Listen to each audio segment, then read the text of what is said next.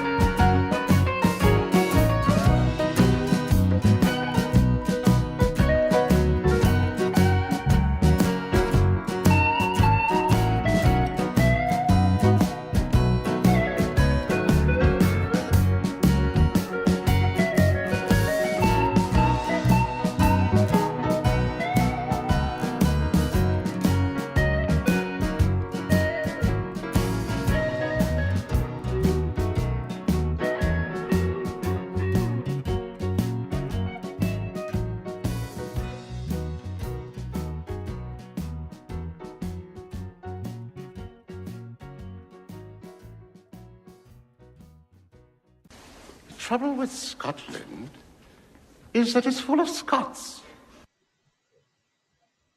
When things look bad, and it looks like you're not gonna make it, then you gotta get mean. I mean plumb mad dog mean.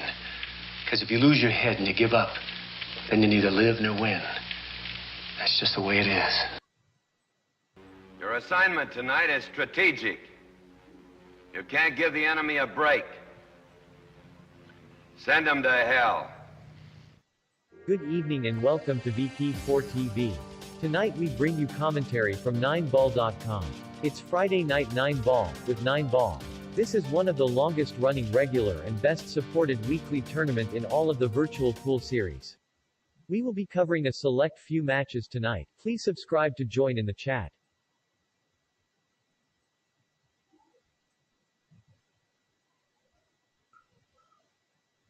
Well, good evening. Welcome back to VP4 TV. Welcome to Slim.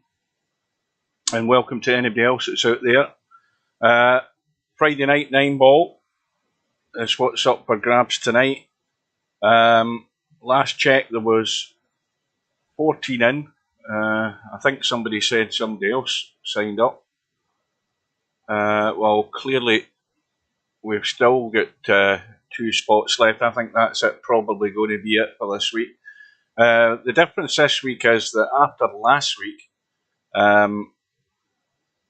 we had Steve putting in the break box into the game, and I asked him to put it into Friday night 9ball, but the way he did it wasn't the proper way, and consequently it didn't work.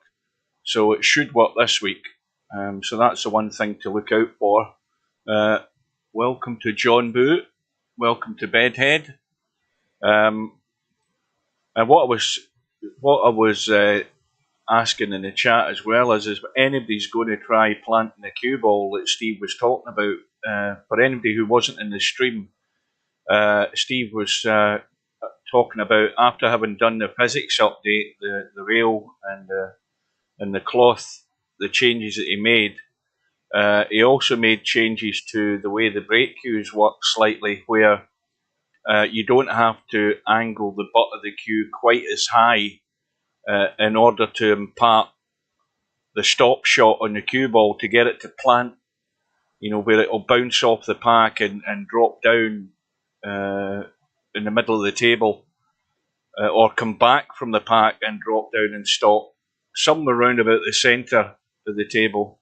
I've tested it and it does work. You've got to put a slightly little, like maybe half a Q-tip atop in the cue ball, and then you've just got to watch your butt angle. You don't need to go quite so high, so I doubt whether any of these players are going to try. Larry certainly won't. He'll just stick to what he does. Yeah, well, the interesting thing is whether it's going to make any difference the way the players are limited by the break box. Anyway, the rooms are up. Let's just have a look at the bracket and see what we can pick out as a decent match to go in and watch to start with. We've got Jose and Brainfield out, Larry and Jez Dev, Mr. Fox against Christian, Stefan and John Boo, DJ Simon gets a bye, LS3's playing Spectre Dawn, Chimpy's playing Travelling TT, and Slim is playing FTD FTW. So the match we're going to be watching is going to be LS3 and Spectre Dawn. That's the one we're going into.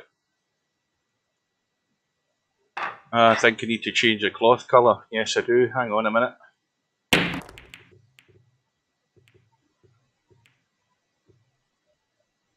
There we go. So the other bit of, well, you can call it good news or bad news. Stubb has finally signed up to the tournament. He's in the Virtual 9ball World Championships, and we can see the break box is on the table. You've got the lines, they don't go halfway between the diamonds, or slightly towards the outside diamond. So the cue ball will be restricted into this area here, and you can't move it outside that box when you're breaking. And while we're waiting on Spectre Dawn arriving.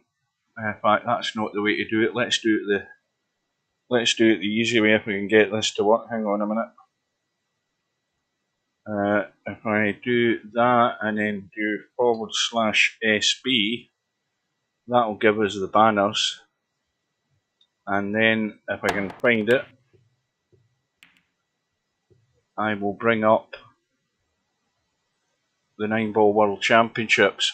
We've now got 27 seats left, so anybody who can do basic arithmetic will know how many have signed up. The total field would be 64 for a full field.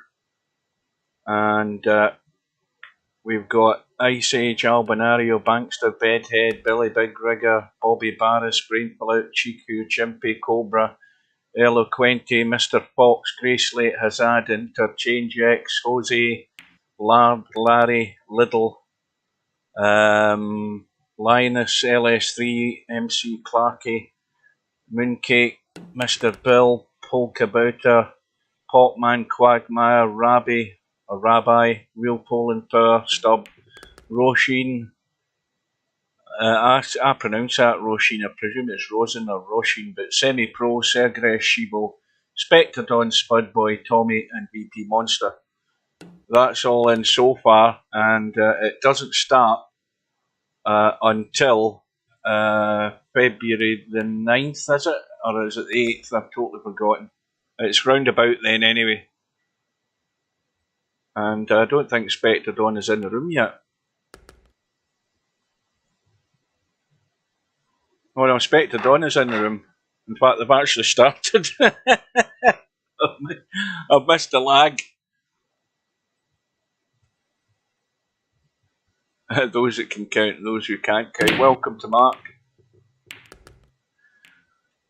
And straight away, we've got the scratch. Now, I don't have any of my... oh, that one works. I don't have any of the other macros on this Friday Night 9-Ball screen. So, it's a scratch match between LS3 and Spectre Dawn. Ball in hand for LS3. Played the combo to start with to try and open up the table, and that's certainly opened up the table. And well, everything looks pretty good here for the run out. The only problem is this ball here, because you don't want to be interfering with the 9-ball, so ideally you want to finish here, so you're cutting it in. And if you're going to be playing it into the pocket and hitting a 9, you've got to make sure how you come off that 9. You might need to go a little bit forward so that you're brushing it towards the pocket. So we'll see if LS3 has that idea in mind, because that's what she's got to be careful of, that she gets this right.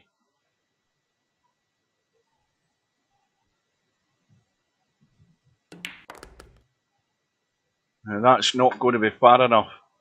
But again, provided she doesn't go through too far and scratch off the 9, she should be fine. This looks as if it's going to push it the right direction.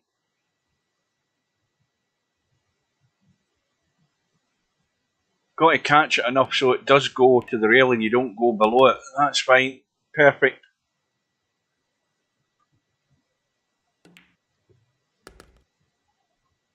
So quick response from LS3. The mistake from Spectre Dawn with a scratch off his break, and LS3 administers the punishment, which is what you should do when you've got ball in hand.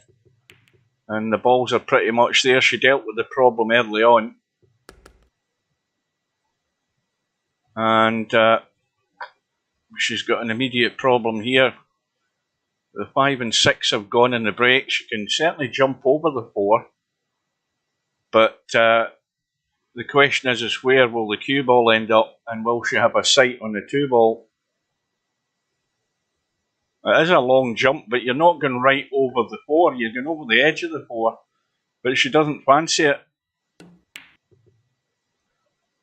trying to duck for cover, but that won't be good enough because that's going to bounce.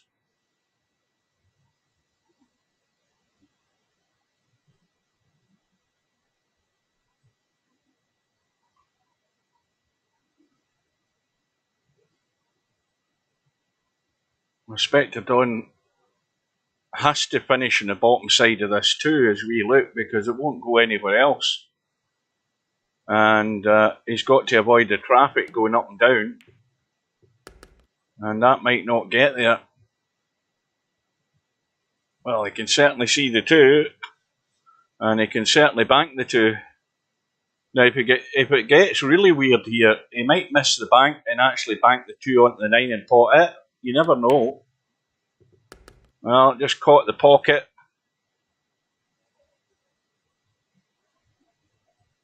And now he looks reasonably good here.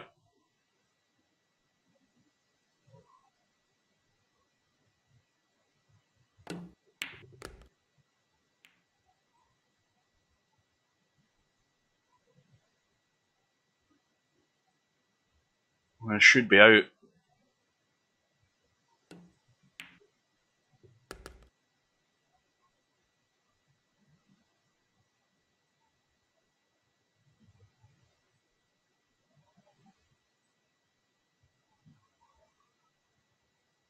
Good evening, welcome to Cobra. Yeah, when I saw there was 14 in for quite a while, I thought about signing up myself tonight, and then I bottled out. I know my limitations. So Spectre Dawn back into the lead. Now looking to build on it, get some daylight between himself and LS3.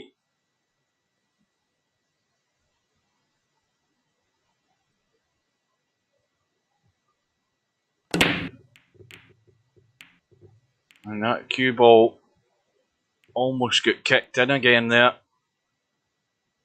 But it's another dry one. Now, I think LS3 can stun past the 3 and the 8 ball. I think, first of all, I think that's what you've got to do. Yeah, I think you've got to stun past this. If you just play it plain ball, you're going to be running into them. And try and stun down onto that bottom rail maybe and come back up the table. Looking at the amount of angle that's there, I think that shot's on. I don't know that running straight into the 3 and 8 is a good idea. Well, the brush off the 3 was perfect. That was well played. Not easy to judge where that, how thick that was going to hit the 3 ball. But now the problem is the angle on the 2. So the 3 ball may well end up going into the same pocket if she stuns out. If you're trying to just sneak down, you see, trying to get cute there. Now that is something where you've got to try and get the right shot to get you out there. Now she tried to be cute to stay on the 3, which she did. But if she took her medicine and stunned the 2 into the corner pocket up there and stunned the cue ball out, she'd had a better, just as good a shot in the 3 probably. And little mistakes like that where you're just trying to be cute and play a fiddly little shot when probably in the back of her mind she was thinking about stunning that 2 ball in and coming back out. And now she might pay the price. Now, Spectre Dawn's way the wrong side of the 4, so he's going to leave the cut. And again, been stuck to the rail. This is going to be a real dink on a 6 ball to leave a dicey cut in the 7. See, this here is not frozen to the rail, but it's still a little testy one.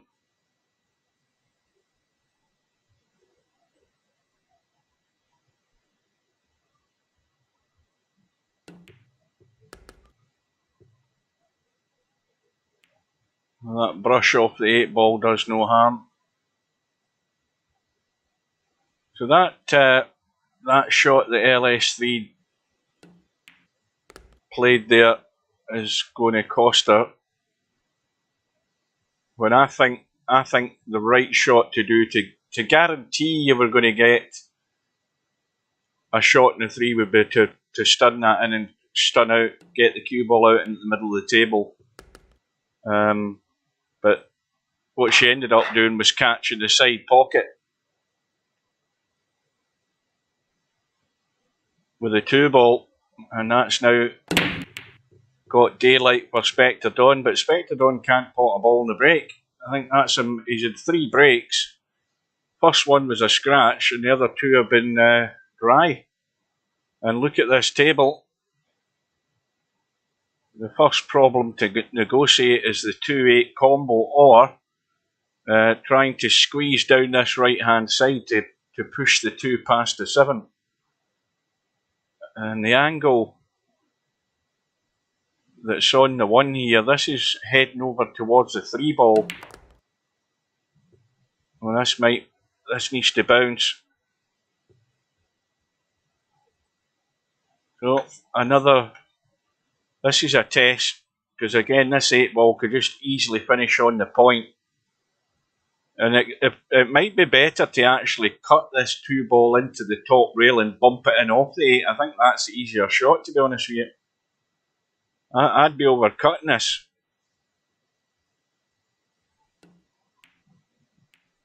But she's actually played it very well. Absolutely perfectly. And now has to make amends for that error in the last rack. And she can just squeeze down up towards the 9 ball with this pot in the 3.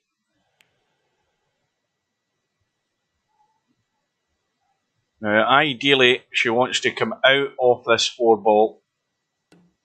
And the reason I say that is because when you pot the 5, you're coming off the rail and out rather than going. If you finished up there in the 5, you're interfering with the 9 ball and you're having to avoid the 9. So, again, did the right thing there. Now there's a problem. And this is another one of these testy ones. You've got to watch you don't get into this cue ball too much. And you see that was a bit too much.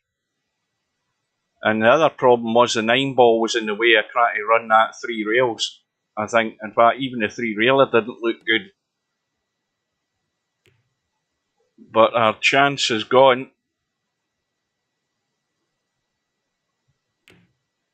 Welcome to Spectre.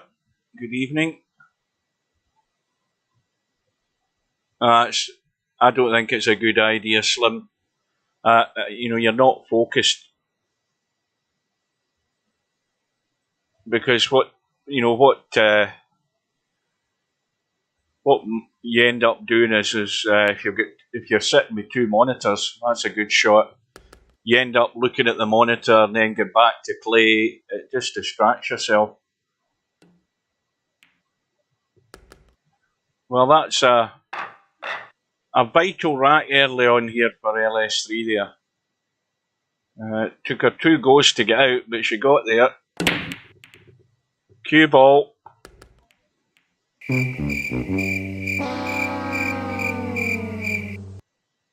And the problem on that break with the break box is whenever you're breaking from the right or the left, because you're now limited, I think there's far more likely to be scratches off the break, especially if you're coming back off the pack. When you watch Larry breaking, Larry usually breaks somewhere in between.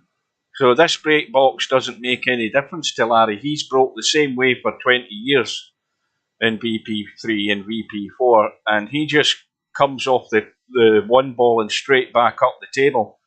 That's the way he always does it. But if he goes a wee bit too wide and gets it wrong, he can also scratch. So you'll find that players are going to have to work out a better break other than coming back off the pack, because I think you're more likely to end up scratching. this is why Steve was talking about having changed the effect of the break cue and getting players to try and park that cue ball, and nobody's doing it. Slim tried it, I think, last week. Yeah, I think it was like successful for a couple of them, and then gave up on it.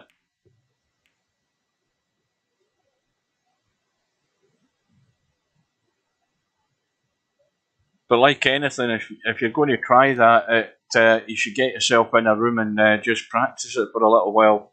There's no point in practice it in the offline version because it's not been updated. At least not so far.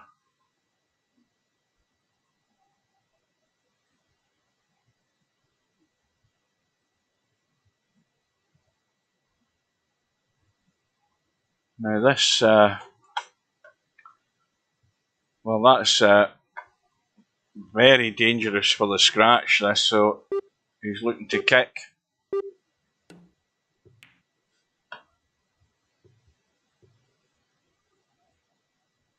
And no luck with the safety part of it.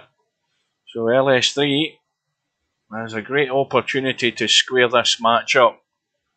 She wants to make sure that she's avoiding running into the 6 ball, and I think it should be fairly straightforward to do that. Come into the gap. Now that I've said it, she's probably deliberately played into the 6 ball there. Now that could have ended up dead in the bottom rail, but it's worked out fine.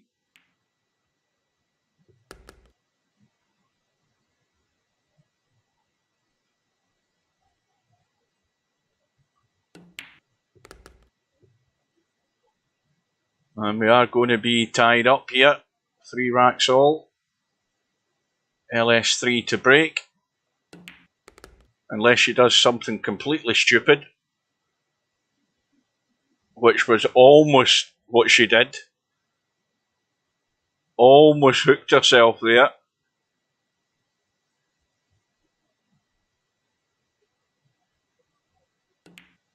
Oh, that needs to watch the knuckle. And that's poor. That deserves one of them. Well, you know what I said about doing something really stupid. That's cost her 2 racks there in one shot. Instead of in 3 all, it's 4-2.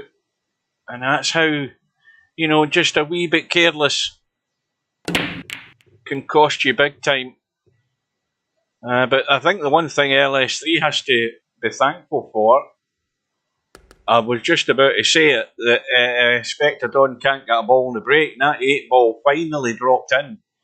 And the only other lifeline that she's got here is that this 3 ball is going to be extremely tough to get onto.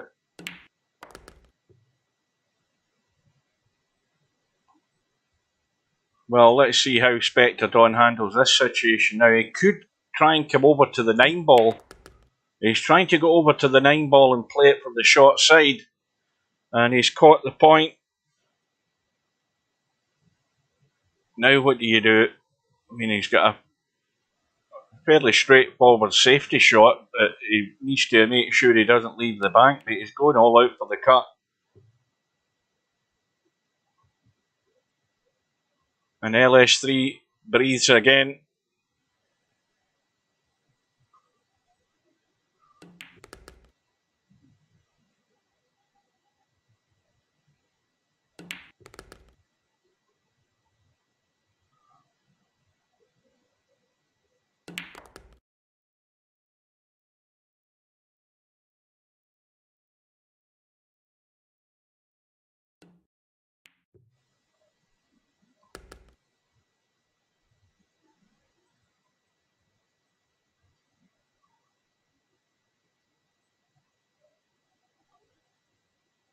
Well, if that cue ball hadn't hit the point there from that attempt by Spectre Dawn to get onto that, was it the 2 ball? He could well have ran the table. but it gave LS3 this lifeline to stay in it, back to within 1.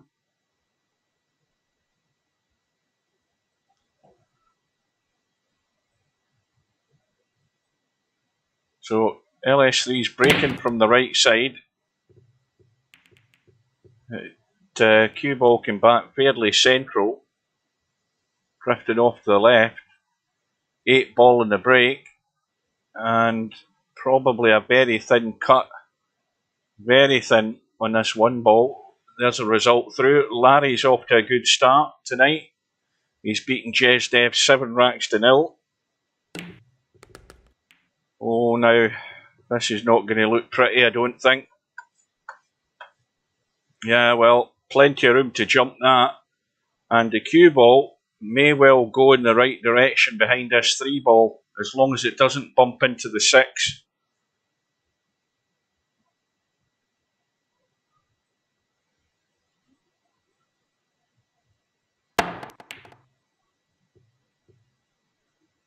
Oh, nowhere near the pot. Inspector Don has got room to get to the 2.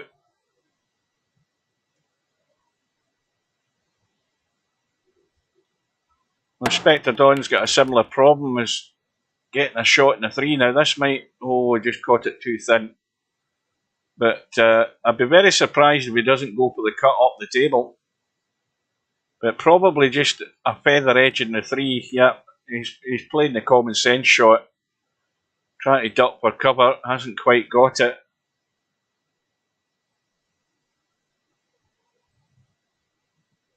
Well, LS3 has to make sure that this 3 ball isn't lying wide open, and that's very difficult to do by how much you catch this 3 ball. And you don't want to set up a combo with the 3 and 4, so you're very limited in what's available to you with this shot.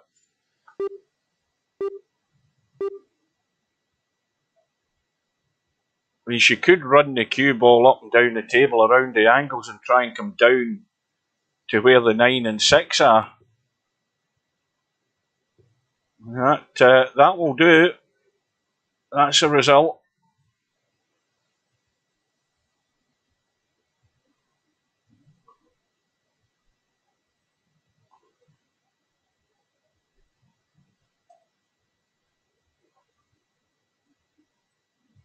So we've had 1 result through so far tonight. And we'll quick look and see how the scores are going. We've got Brainfullout's 4-2 up against Jose. Brainfullout getting a 6 ball. Larry having gone through. We've got Mr. Fox on the hill against Christian. Christian getting 6 and out. Stefan is 6-4 up against John Boo. LS3 Inspector Don, we know what's happening there. Chimpy and Travelling TT. Chimpy's got a slender lead there. Travelling TT getting 7 and out. And Slim is currently on the hill, 6-4 up against FTD FTW.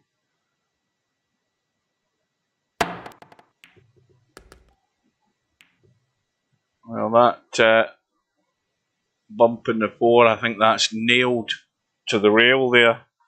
And Mr. Fox has gone through 7 racks to 3. It isn't quite nailed to the rail, but it's going to be tough. Yeah, he's just trying to get cover, but he hasn't, and he could be in trouble here in a second. If LS3 can get the feather edge on this 4 and not scratch, well, she's not gone for distance. I think she's missed a trick there. Look at the path the cue ball's going. That cue ball's heading up towards the back of the 5, and you've got to go for that distance. And now it's tougher than what she had.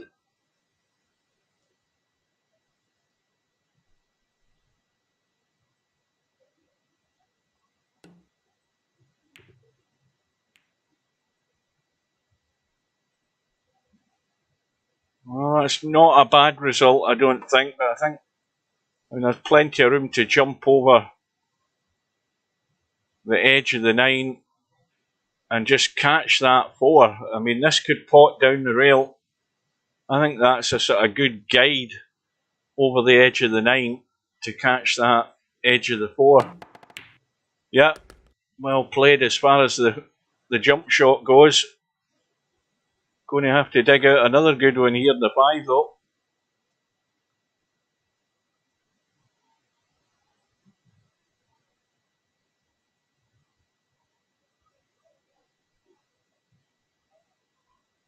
Well, I think the only reason he starts fiddling with things is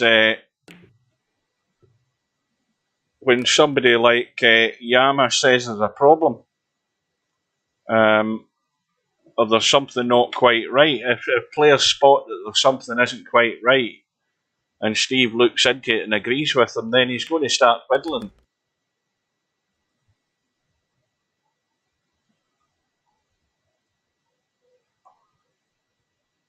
I don't know who asked for the break box. I didn't hear many players asking for a break box to put in, but Steve's obviously, if he hasn't taken any requests for that coming in, then he's obviously done it off his own back. So Spectre Dawn back into a 2-rack lead.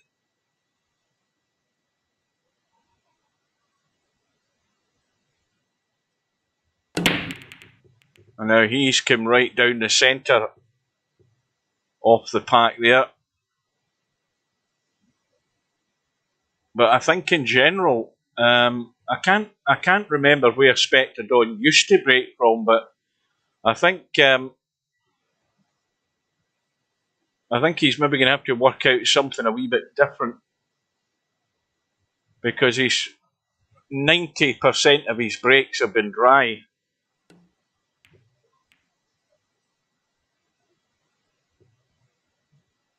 Including that scratch in the very first rack. Don't think there's any of this 1 ball showing. No, well there is if you can jump over the edge of the 4, but I don't think there's. Is there anything in that edge? It's gonna. Well.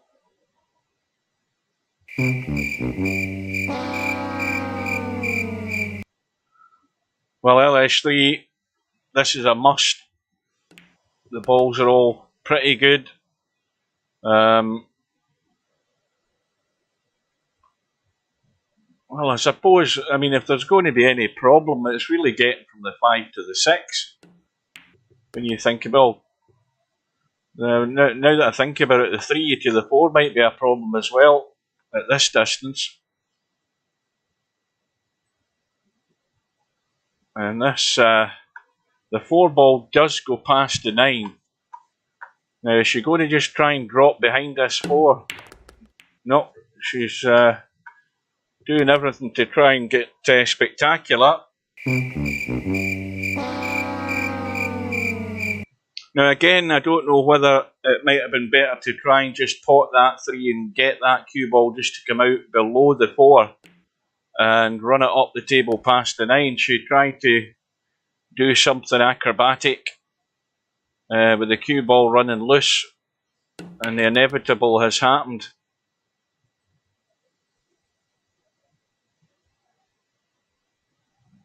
And Slim has gone through against FTW 7 racks to 5, as has Stefan. He's gone through against John Boo 7 racks to 4.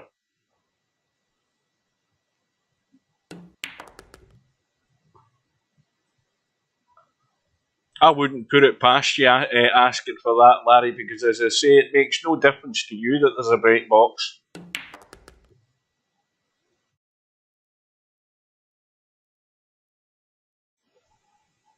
That's underhand tactics by Larry, getting himself set up for this 9-ball World Championship. So let's see if Spectre Dawn can get a ball in the break here. And Chimpy's gone through against Travelling TT, 7 racks to 3.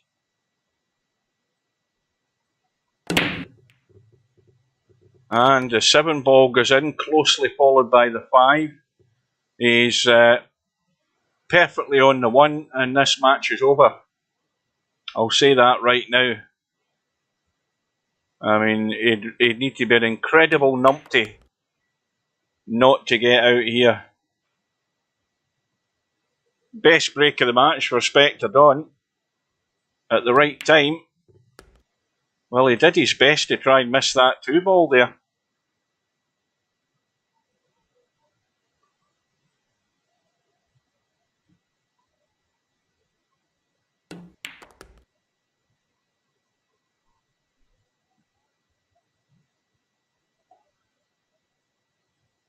I'll tell you something.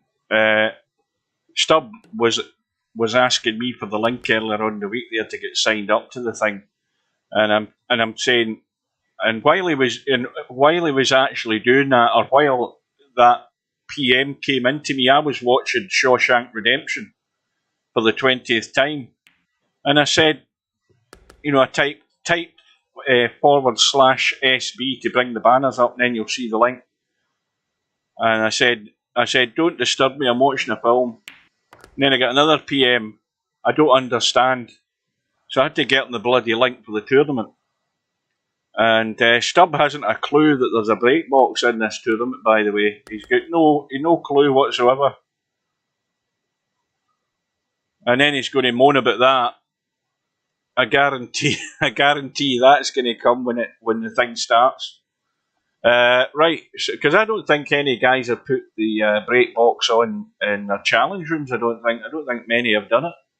Not that I've been in to check out many rooms. But anyway, Spectre Dawn goes through 7 racks to 3. We've had a pile of results come through. That might be all the first round over, bearing in mind that we've got a couple of buys.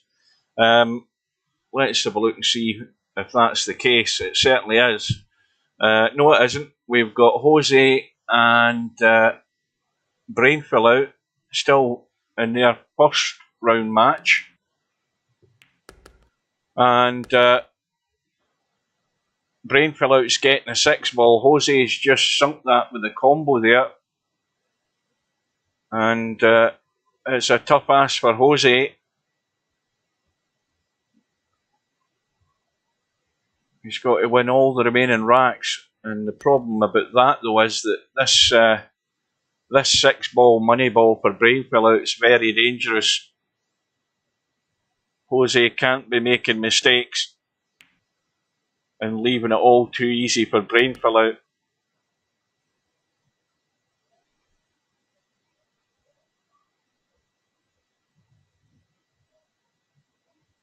No, it's not. Well, it's not my fault he signed up. He asked for the link to sign up. He would have got it eventually, I think.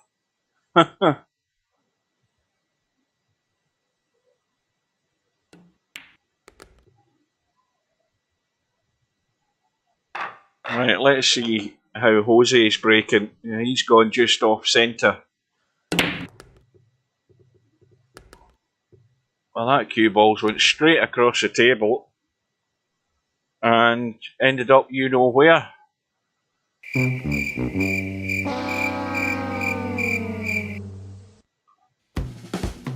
Oh, wrong one. Hang on a minute.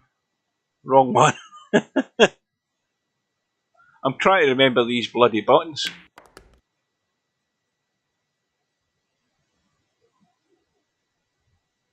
Now, Brainfill out needs to get down past this 4-ball. He needs to get down past it because he can now come around behind the 5. The shot to plays go the 3 rails around behind the 5. This is dead easy. I mean, 1, 2, 3, not a problem. And that isn't it. You see, that's just bottling out and playing the right shot. I mean, you can say he's played there, he's running into the 9. And this is how you get yourself in trouble when you end up not playing the right shot. You know, he's going to probably get out here.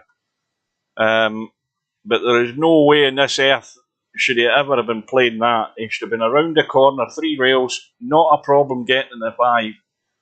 Loads of room to get there, and players have got to play the right shot at the end of the day.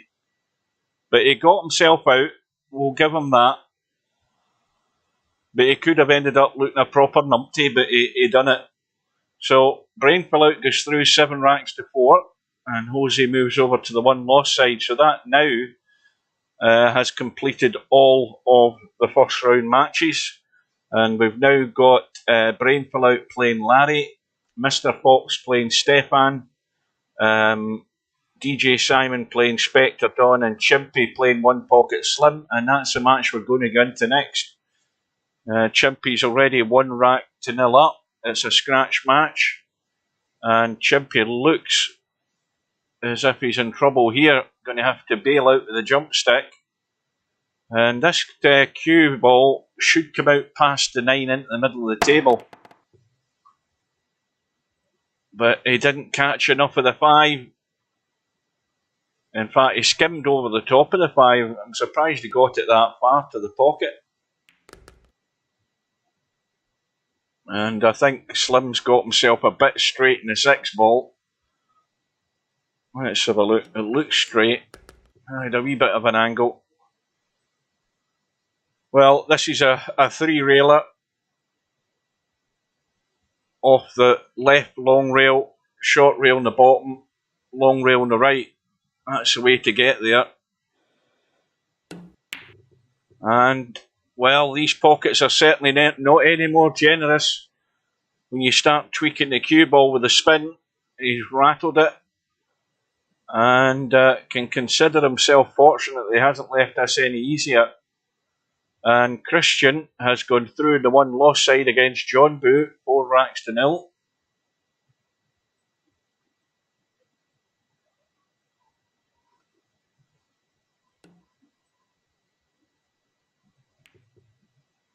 Oh, I don't think Slim will be able to resist this.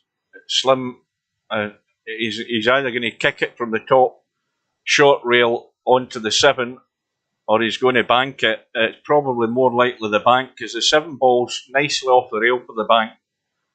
I would expect him to get this 9 times out of 10. Now, having said that, that's probably about the worst attempt in a bank that he's played. I'm surprised it ended up looking so bad. And look at where the cue ball ended up as well. Almost in the hole. And Chimpy's stunned that into the rail way too soon, and Slim lives again. This time it's much easier. He's got the cut angle, cue ball up past the side pocket on the left, and we'll be all square. Yeah, it was hard to say whether there was a double kiss there. It was very, very quick, but it certainly looked weird the way the cue ball came off it.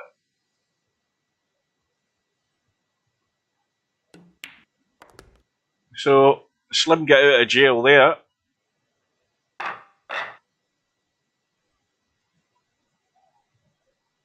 Now, I wonder if Slim's going to stick to something normal, or is he going to jack up?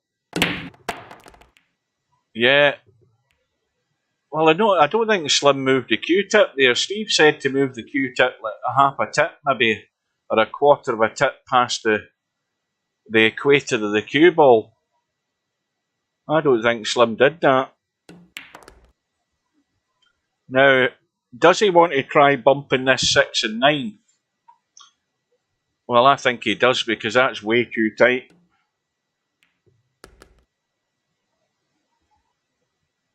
Now, can he draw off this 4 and avoid the pocket? Oh, this is dodgy looking. I think... well, I'm not quite sure what he's tried there. He's left this well in bedhead territory. He should certainly be bumping the... if he puts a bit into it. No, he's trying to duck. He's trying to duck. Oh dear, there's a...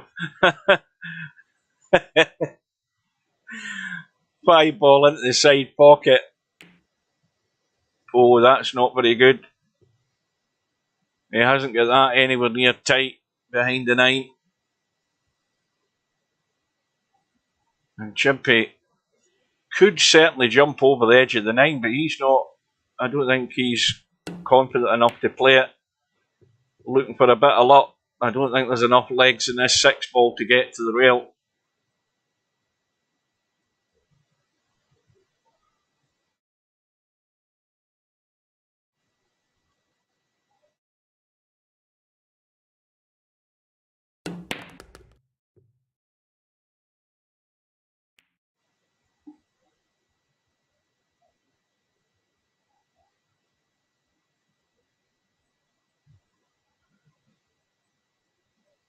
Well, potting this 7, I mean, you can cut it in and bring the cue ball back to the left, or you can cut it in and run up to the right. So he's running up to the right, and as long as it goes far enough, it makes it simple just to drop the 8 in. Well, you just drop it in straight forward,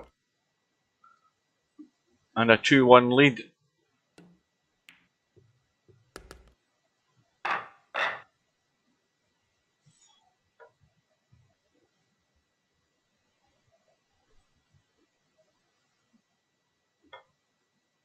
Now, there was a little twitch in the cue tip there. That's killed it stone dead, but the cue ball gets kicked. 4 balls going to go in as well. And the 3 and the 4 and the 7 have all gone, so a really thin cut in the 1. Cue ball's going to be running all over the place. Well, that went to the rail way too soon, but it still went in.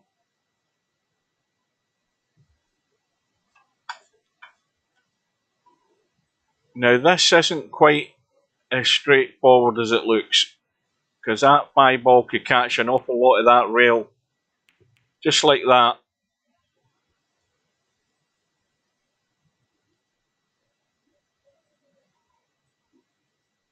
So Chimpy,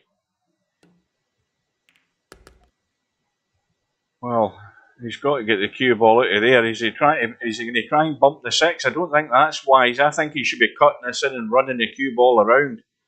As he could try to draw out past it. Yes, he managed to do it. I thought he was maybe going to try and bump the 6 there and do something daft. Well, let's have a quick look at this 9 ball. Gap off the rail.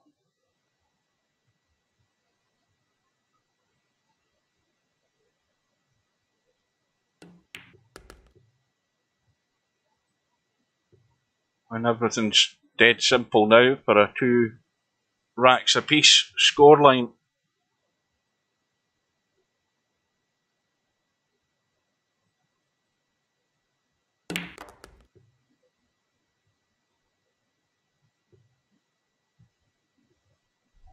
I'll get a quick drink if I can find my bottle.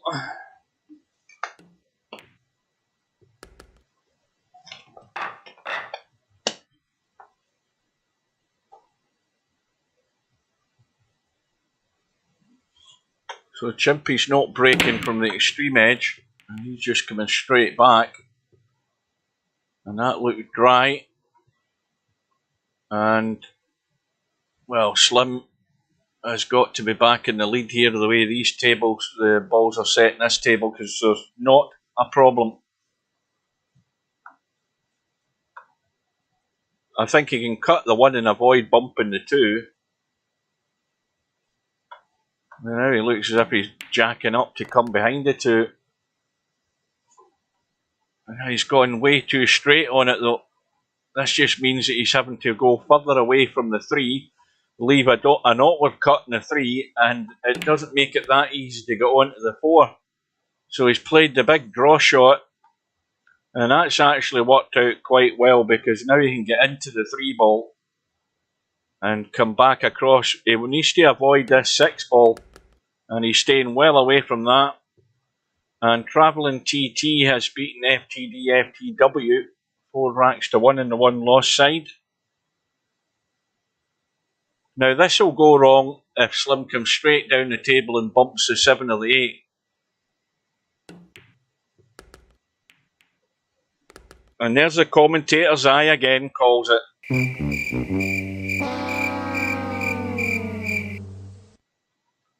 Now you know the cue ball wants to run in that natural direction when it comes off the rail, so what you have to do then is tweak the cue ball a little bit to try and take it off a different line. Slim fell straight into the trap, took the risk of running into the balls, and caught enough of it to scratch, and from having a table that was wide open and he should have been out on, it's another 2 rack swing here in this match as well.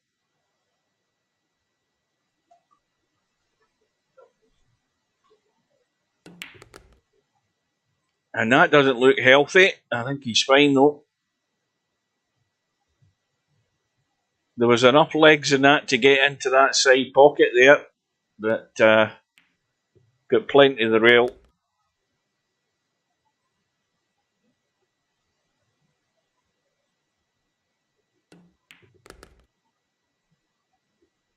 So Chimpy, from looking as if he was going to go behind, is taking the lead.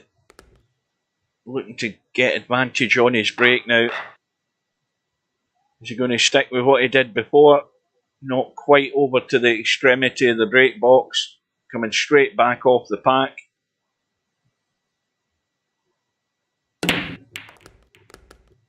And I think 4 balls have gone in the break. When things look bad, That's the wrong it thing. looks like you're not going to make it. Let's watch the replay of that last shot. Oh, just caught the end of it.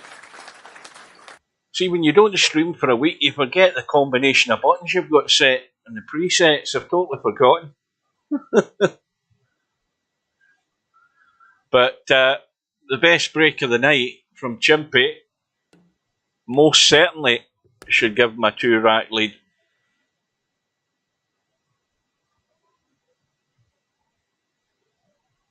Again, the angle is there. It's all about just the pace and the stun off this rail.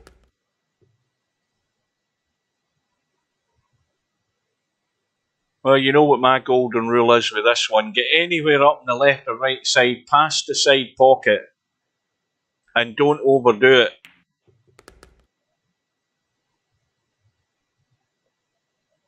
That's pretty much on the mark. So this is just a gentle pot so that you're staying top side and cutting this 9 down the table here.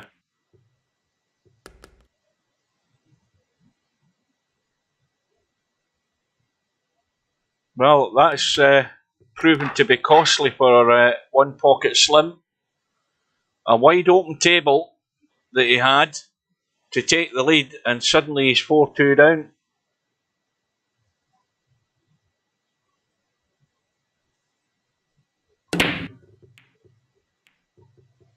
Well, this time it's a whole different story with the break. It's dry, and I think that Slim's got a tough one to start with here with this 1 ball. And I think he's trying to draw between the 4 and 7 here. Well, he's trying to stun into the 4. That'll work. That will do. And again, you got to take your medicine. Just stun the 2 in and bump past the 5. Oh, he's come out the other way. Left English on it to avoid running into anything. So the 4 ball's gone up past the 6. He's just giving himself too much angle in this 4 ball. Now it's become a wee bit tricky. And he's going to need a little jabby draw just to avoid the side pocket.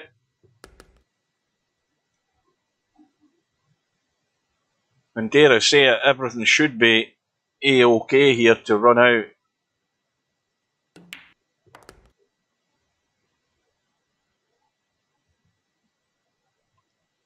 Well, I would tweak this with a bit of left just to straighten the cue ball off the rail, just like that. And this is just a stun in, a little bit of bottom just to hold for the 8 in the same pocket. And the angle that's on the 8, pot the 8, let the cue ball come off the short rail up into the table. As far as you want.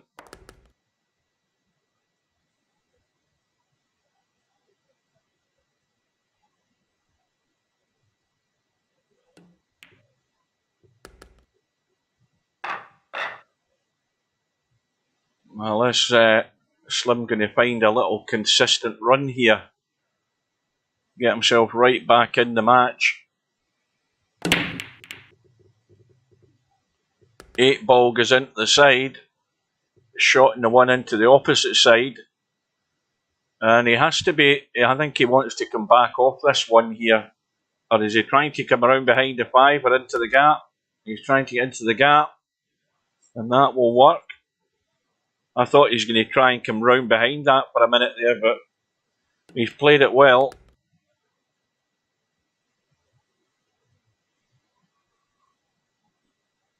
Well, I suppose if you're going to keep this simple, you just try and leave a straight 4 ball into that top left-hand corner pocket and roll through.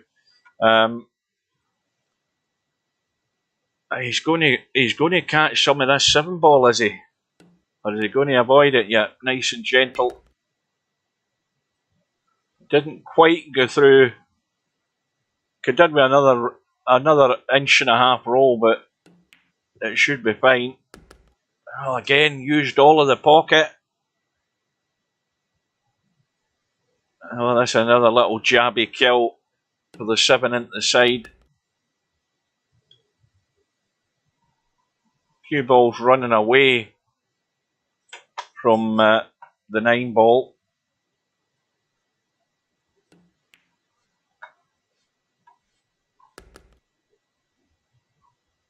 Well, he had loads of room to run that cue ball off the bottom rail, or the short rail at the bottom here, and back up for the 9, but you know, that's cost him again, because he didn't hold it ideal for the ideal line there for that pot, and he should have probably run the cue ball and just let it run out to a better angle and make the pot easier. And again, it's a 2-rack swing.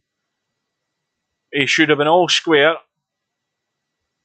and he sold out in the 9 ball there big time.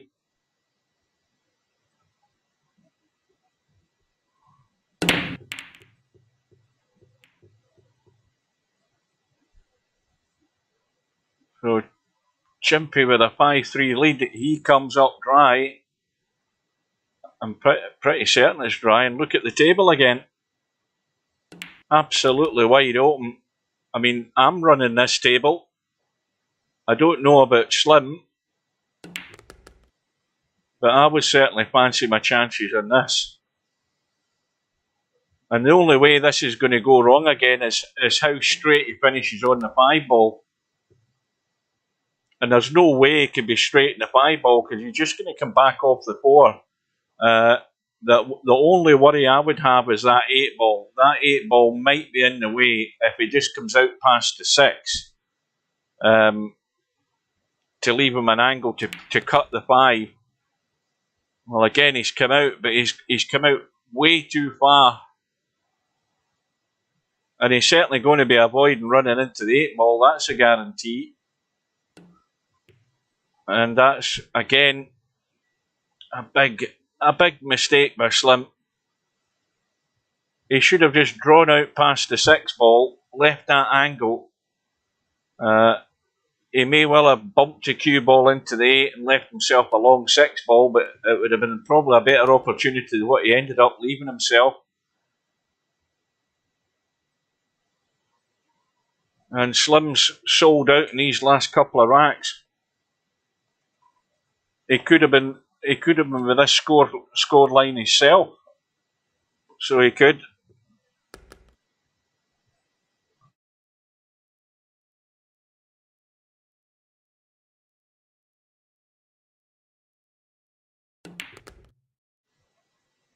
Where's the cue ball going? Trouble with Scotland. That's the wrong button again. Where's the cue ball going? That's the button. I pressed the wrong button again. Well, Chimpy's going to be on the hill. And Slim must have 2 bruised shins now, where he's kicked himself with both of his shins.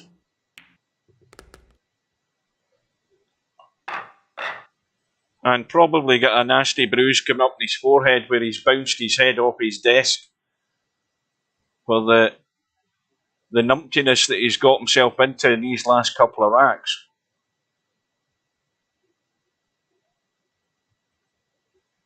So Chimpy breaking for the match. 9 ball goes in, as does, I think, the 8 ball. The 9 ball obviously comes back up. Chimpy stays at the table, and the only problem ball I can see is getting from the 2 to the 3, and the 3 does go past the 4, so that's the one that might decide the rack, if he can get good on the 3 ball. Well, I don't think he could have landed any better in the 2 because he could just stun up past the side pocket. A little draw, I think. Let's have a look and see how I would just dig into this. I would get right into the cue ball, cut it in and just come straight down. Yeah, that's what he's looking to do. It's all about judging the pace. He's overcooked it. He's overcooked it big time. Get into it too much. That's where the deft touch and control gives players like Cobra and Spectre Dawn the advantage. You give them 3 or 4 attempts at that, they're probably going to nail it 3 out of the 4 attempts.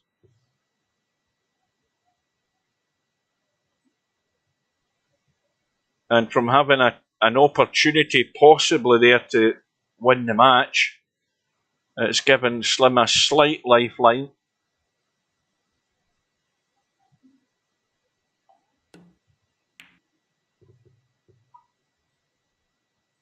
Slim has to hope the 3 ball is blocked, and it isn't, and he may well have just played his last shot because the angle in the 3's fine to come off that top rail back out for the 4, and this match should be over.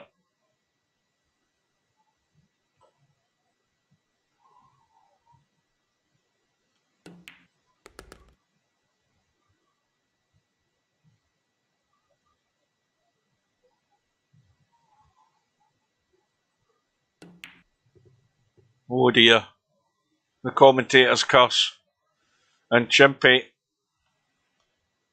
has got away with it.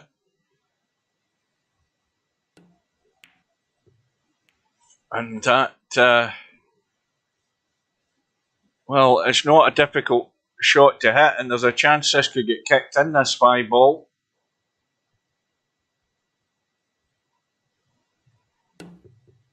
Oh, that's probably the worst attempt at a kick. Let's watch the replay which was of that last shot. not difficult at all. Well, can we blame the physics update for that? That was so far out, it was unbelievable. I don't think the physics update changed the rails that badly that you could miss it that badly.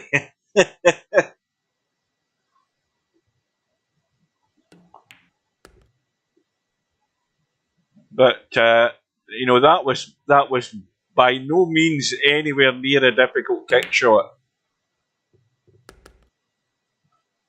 And Slim's just glad to get back to the table because he thought he was dead and buried there.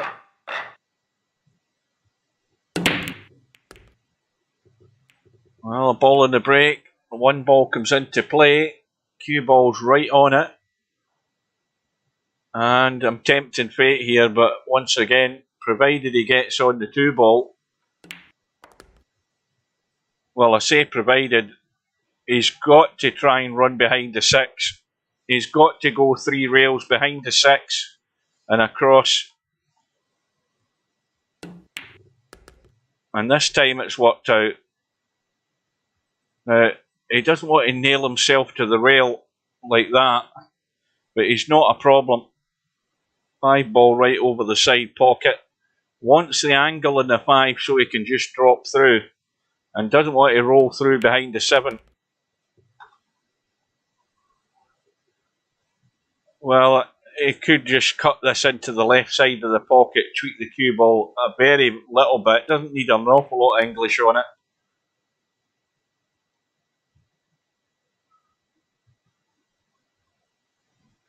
Now, again, he could come back to the right past the 8 and 9 on the right hand side. Let's have a look. I mean, there's loads of room here to come down for this 7. Yeah, little bump. And once again, the angle in the 7 ball, you pot the 7, and then it's all about the pace, because you really want to come up here and take the 8 ball on the side. And he's going to leave it long. Just a gentle roll in and a roll through for the 9 into the left side as we look.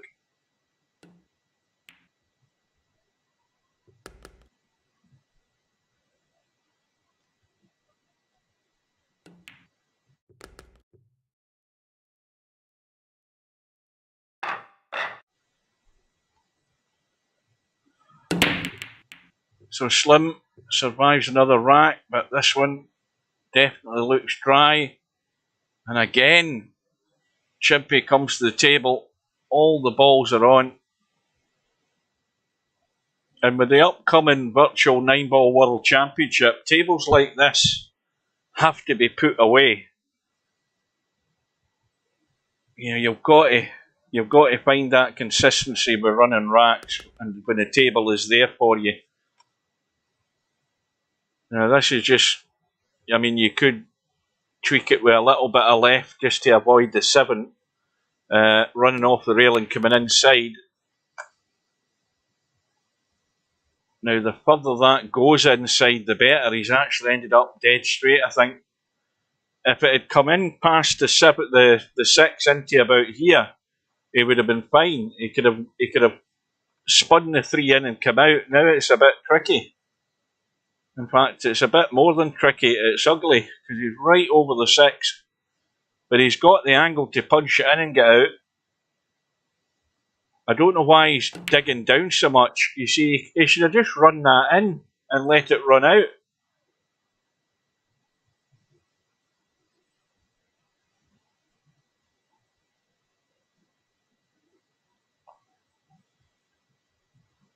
Though I don't see there was any problem the way that was sitting, even though he was right over the 6, to just run that in with top and come off the rail and out for the 4. Maybe he didn't think he could get there, but it looked as if he could to me. Well, does he dink this into the side or does he play it up table? And he's dinked it into the side.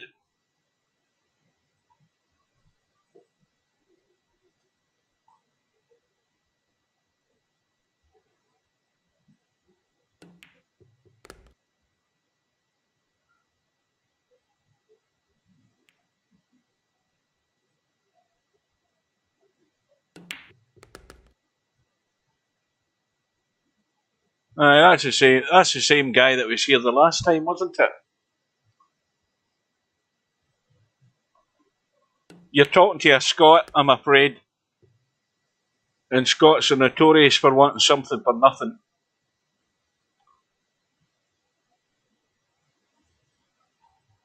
Well, Slim is 2 balls away from taking this match all the way when he thought he was dead and buried.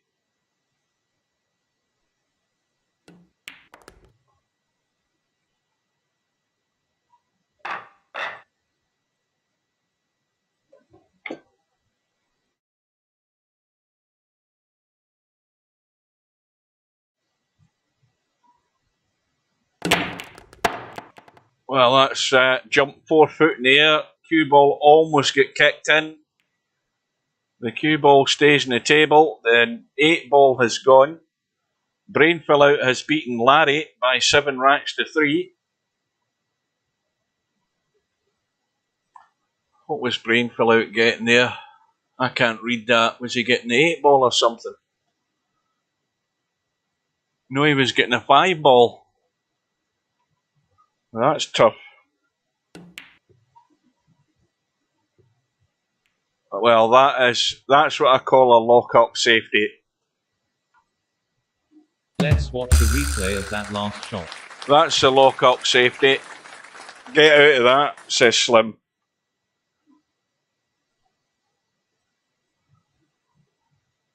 Get yourself out of that one. I think there's maybe an angle there off that short rail into the side rail, but it's so difficult to judge. And that's a great effort. Let's watch the replay of that last shot. Well, he'll settle for that every day of the week. That was an excellent hit.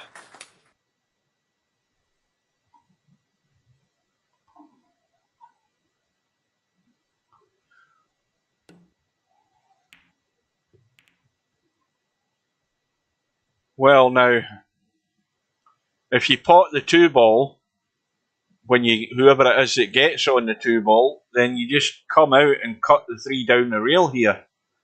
You must come out far enough that you're leaving an angle to cut the 3 ball and also the angle to spin the cue ball down for this 4-7 combo. That will be the shot.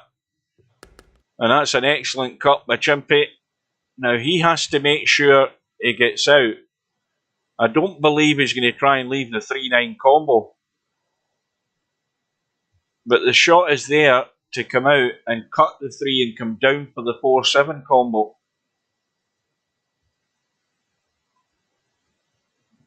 What's he? It looks as if he's trying to come back up for the combo, I have to say. And Spectre Dawn goes through against DJ Simon, 7 racks to 4. Good evening to Semi Pro.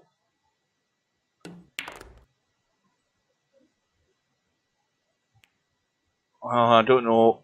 I honestly don't know what he was really trying there.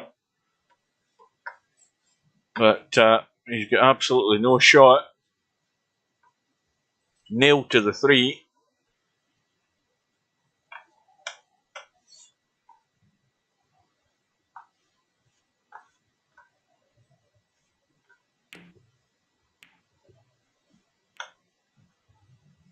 And well, he hasn't left it easy. I mean, the combo's there to be made, but it's most certainly going to have to be made. Because the 3 isn't passing the 5.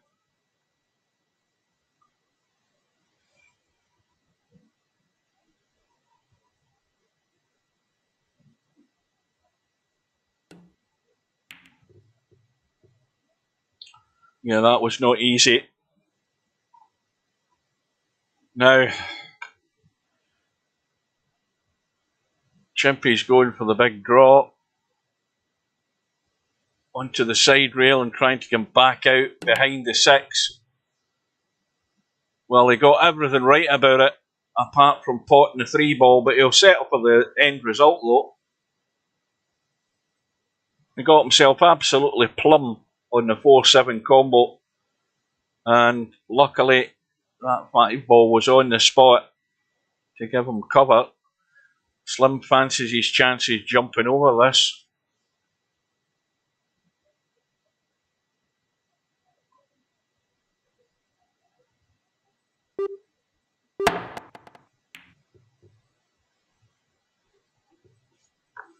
Well, this looks perfect. Just to drop the 3 in fact, not drop it in, I would stun it in.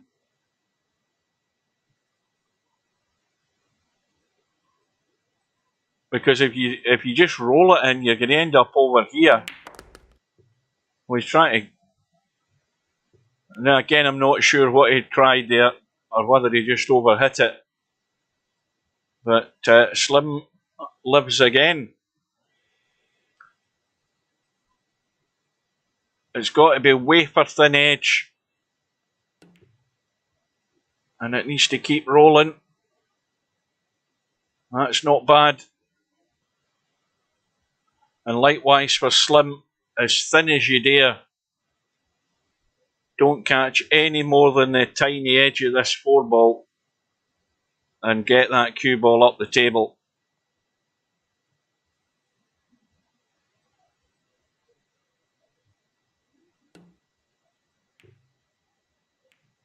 And that 6 ball is going to do its guard work. I think. Let's have a quick look. Yes, it has. Now, got to watch the kick off the back of this 4. If he hits this full in the face at the back of the 4, he could end up scratching. Well, he hasn't done that, but no sooner have I said that, he still managed to scratch the cue ball. And so Slim, with ball in hand, had a quick look at the 4-9 combo, thought better of it, and decides he's going to run them out.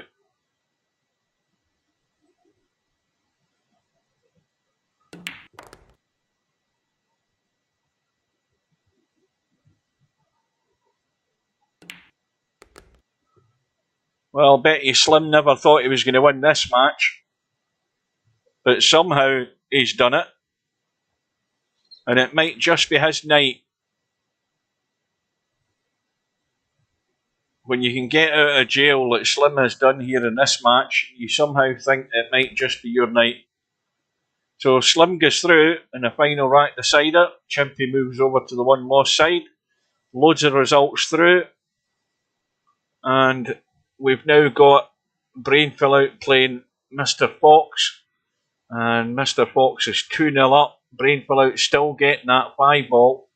And Spectre Dawn is now going to play Slim. Yeah, we've got LS3 and Stefan on the one loss side. LS3 is 2-1 up.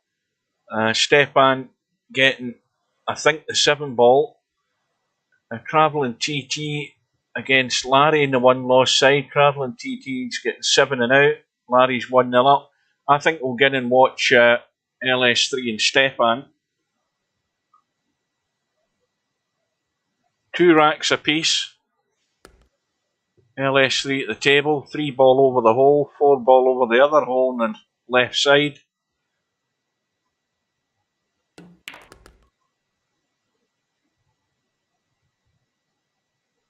Probably take this down table if it's comfortable enough. Let's have a look.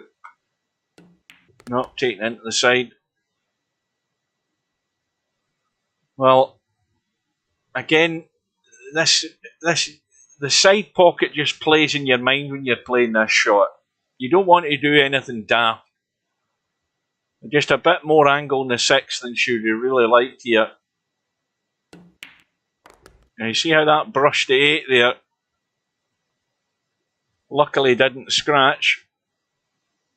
But again, leave the angle in the 8 ball so all you're doing is potting it and the cue ball takes its natural path. Well, that's going straightish, so this is probably just a gentle roll through. It's straight enough just to go through and drop down onto the 9.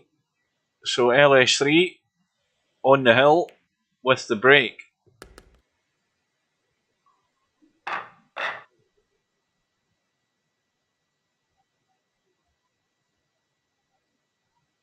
LS3 going to the extreme edge of the break box.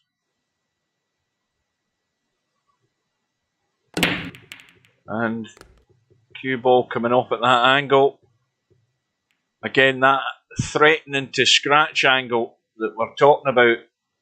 When you're breaking off from the extreme edges, you've got to watch the line that the cue ball comes back off that pack, because as I said earlier, I think you'll see more people scratching doing that. But the 8 ball has gone in the break. I don't think she's sitting all too pretty in the 1.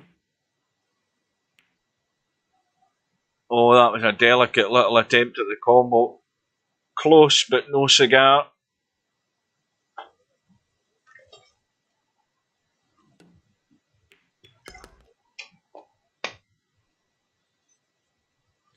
Well, the 1 ball stays in the table. Now,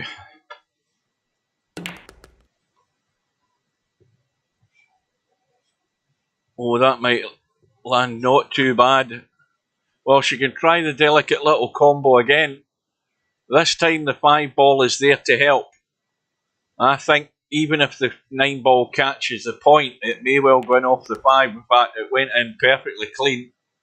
That was well done.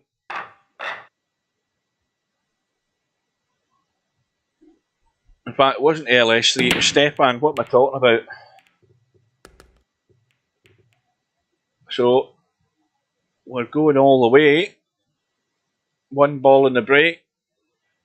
2 ball in play. 3 ball in play. Now, does the 4 ball go past the 6 and the 8? It goes past the 6. Well, let's just say it doesn't go past the 8. It's way too tight. I mean, it will go off the jaw, but you don't want it to be there. You don't want to be that side, and you don't want to run down and hook yourself behind the 7 like that. So, jump cue to the rescue.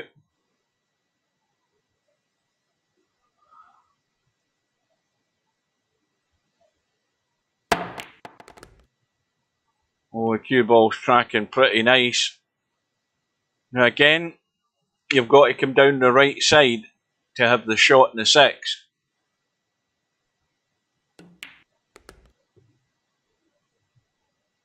Well, that was never a great line, but is it going to get a kiss? Well, it's a kiss, but I don't think it's any good. You had to tweak that cue ball a bit to get that line to come off the rail, but he's got the bank. Watch the cue ball in the side pocket here. This is cutting up table. And gets the point to the side pocket and stays alive. So Stepan, with the 7 ball as his money ball, has taken out LS3.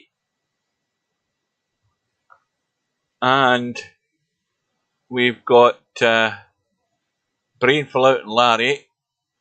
Sorry, not Larry. Brainful out and Mr. Fox. Mr. Fox is already 4-0 up in that match. Spectre Dawn 1-0 up against One Pocket Slim. And on the one loss side, Larry's now 3-0 up against Travelling TT. Larry looking comfortable in that match at the moment. And Christian and DJ Simon. Christian is 2-1 up against Simon. Christian getting the 5 ball. Let's have a quick look into that one. No, tell a lie. Let's have a look in at the Jose Chimpy match. Because Jose is getting the last 2. And Chimpy's already 1-0 up and about to go 2-0 up.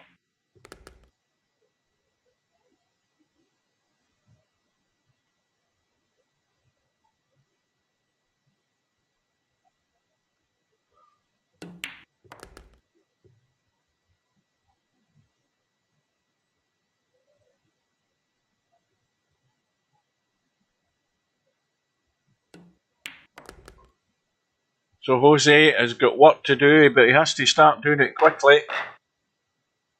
Races to 4 are so short.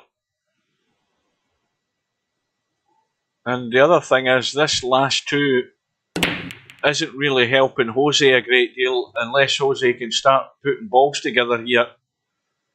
And he's going to have a chance straight away because I think that was dry.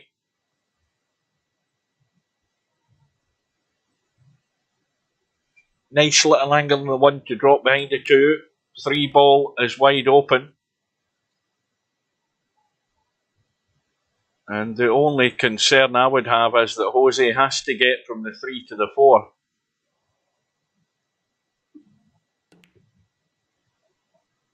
And he's immediately got himself in trouble. And this is a bit too long to be jumping, I think. It's sort of on the borderline where that 9 ball's sitting.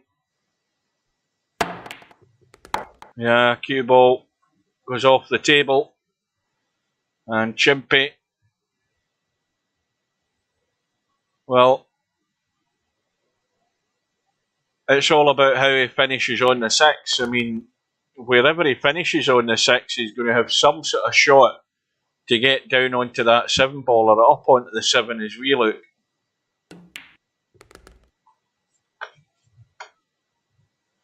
Now, I think you've got to stun this in and just come down the line. I don't think you want to be tweaking this and catching the edge of it. Yeah, he's stunned it in.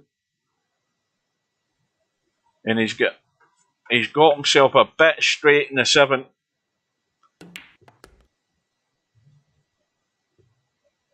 And now he should be good to go for 3-0.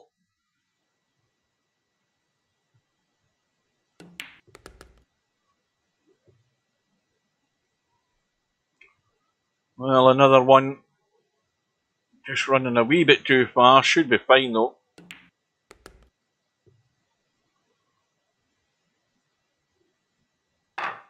Well, Jose had his chance in that right there, but straight away got himself in trouble.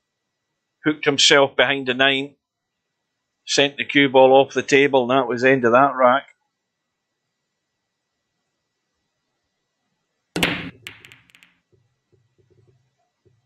And this one is dry again. And once again, Jose has the 1 ball to start with. If he can, he's got to maybe try and avoid a nudge in this too. I don't know whether he can though. Yeah, I tried it, but forgot about potting the one. Maybe he was playing the snooker at the end of the day. I don't think so, but he'll settle for it.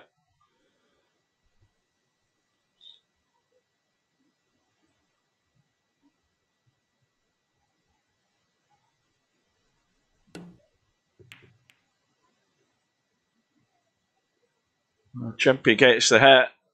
Unfortunately, he gets that.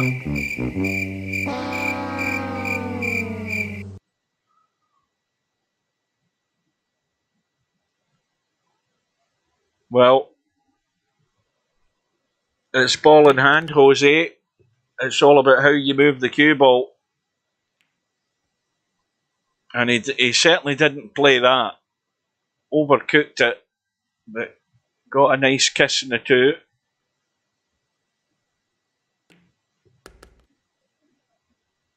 Once again, this is asking for trouble.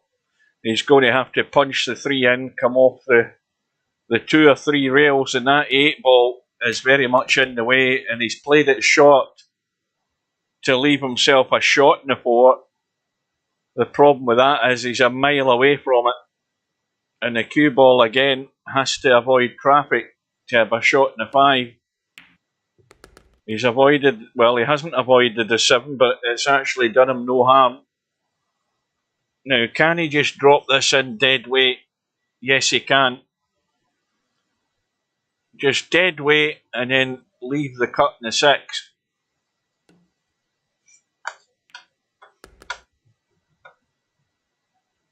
Now, once again, you can try dinking this really gentle, but you start leaking away and heading towards pockets and stuff, and he's fine. And again, you don't try and do anything heroic with the cue ball. I mean, you could really want to spin the cue ball out a bit for the 8 into the side, but he might just play this long and leave it down into the corner. We'll see how confident he is. Well, he's went right around. Same again, just a gentle dink into the side, 9 into the opposite side, and he's on the board.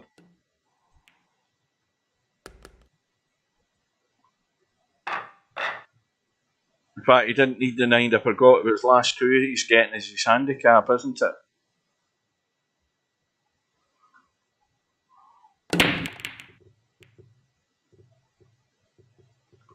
Well, Jose's returned the favour because he's come up dry as well. But look at the mess of balls up the top of the table. We've got the 3, what's that, the 3, the 8 and the 6, or is that the 4? Yeah, it's the 4.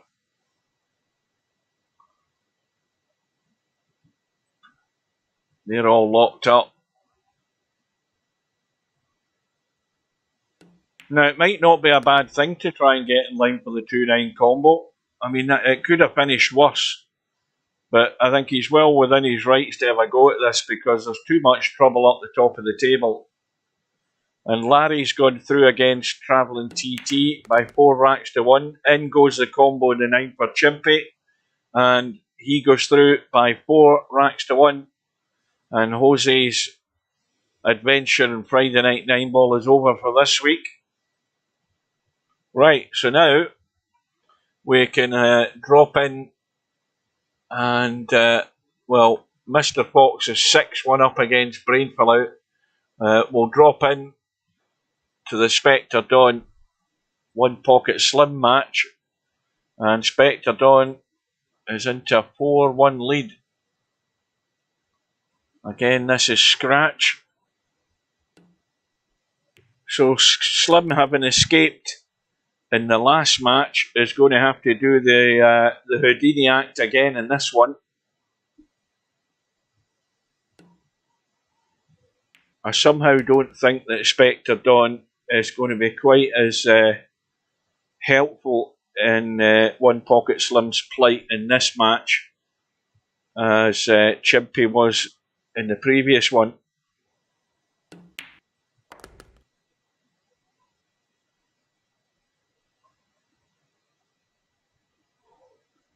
Now, he might be able to go forward here and just come back down, or he can just draw straight off it, whatever he's comfortable with. So he's played the stun draw. You use the pace of the shot and the Q-tip, half a tip just below the centre line, and you'll get the stun effect draw to work. He's gone the wrong side of the 8, but again, shouldn't be a problem to go 3 rails here, even 4 rails. No, he's played the stun up and down. He's not prepared to let the cue ball run. He's quite happy with the bedhead cut.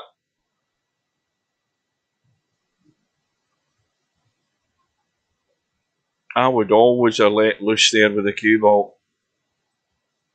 I would have always risked a scratch. Slim's now got his back against the wall. He's 5-1 down. And Spectre Dawn looking to get himself into that hot seat match yet again. Well, the cue ball did everything but drop in the hole. The break is dry. Slim's got a long 1-2 combo. Nice and gentle. Doesn't want to hook himself behind the 7 though. He's got to be careful with that. And, well, he hasn't hooked himself, but has he given himself enough of this 1 ball to actually pot it? I don't think he can. I don't think he can. Can he? Or is it my eyes are so bad? Yes, he could.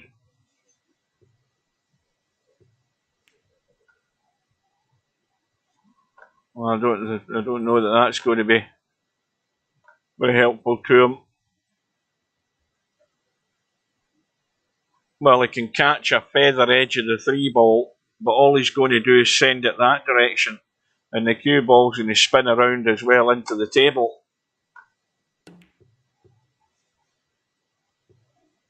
Oh, now.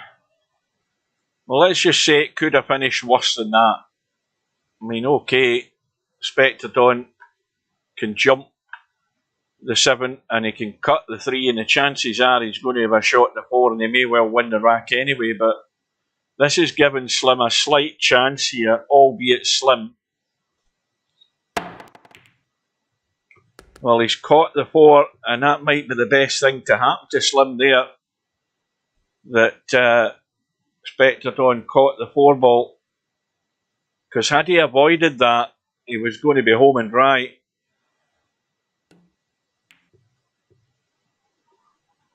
But you see where Spectre Dawn struggles. Spectre Dawn struggles with decent safety. I mean, that is poor. I mean, there's no way that Slim isn't jumping this and potting the 4 ball.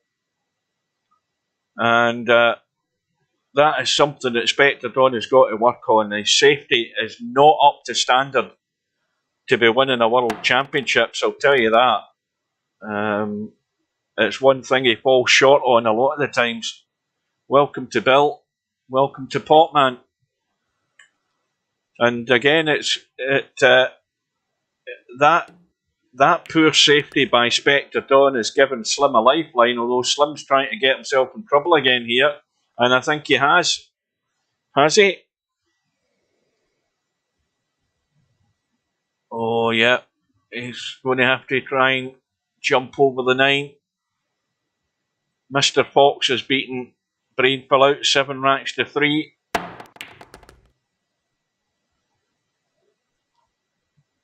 Well, I think this has landed, although he's stuck to the rail, I think it's landed pretty damn good in the 7 ball.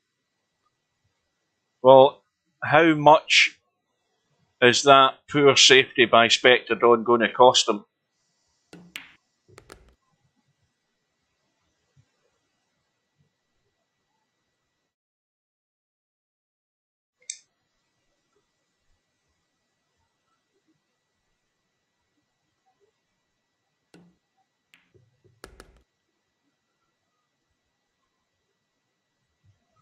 And I suppose I suppose the main thing with Spectre Dawn's game is that most of the top players are all, you know, 9-ball is an attacking game in general anyway.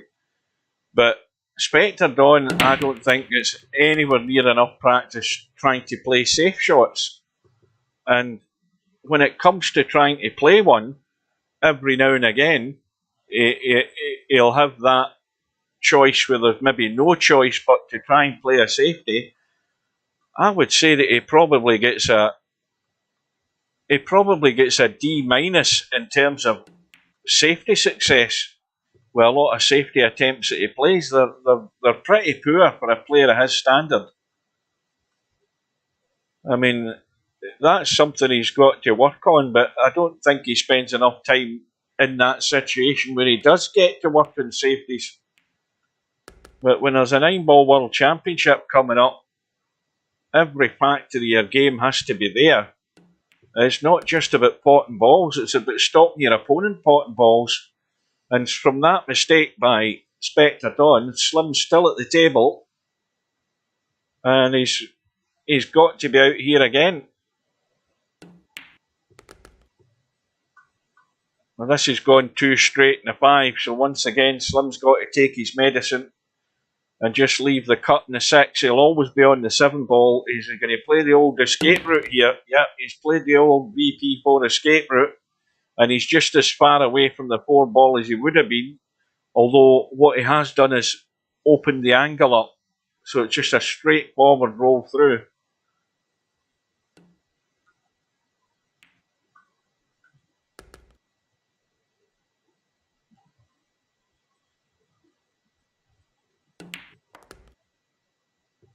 Well, it's cost Spectre Dawn 2 racks so far.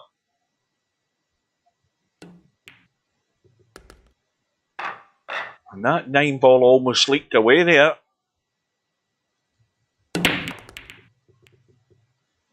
Well, this time Slim's break was more conventional, but you could see obviously he had topped the cue ball because he's gone stone dead onto the top rail.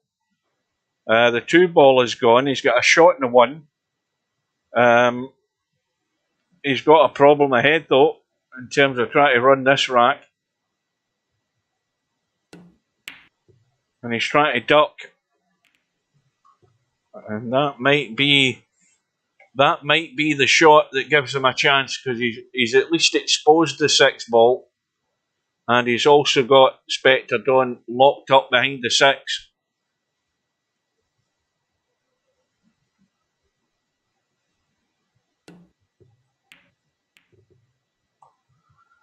Well, a good hit in the 1. Never any clue how good it was going to finish. Just a straightforward pot in the 1, get the cue ball off the rail. No problem in getting onto the 3.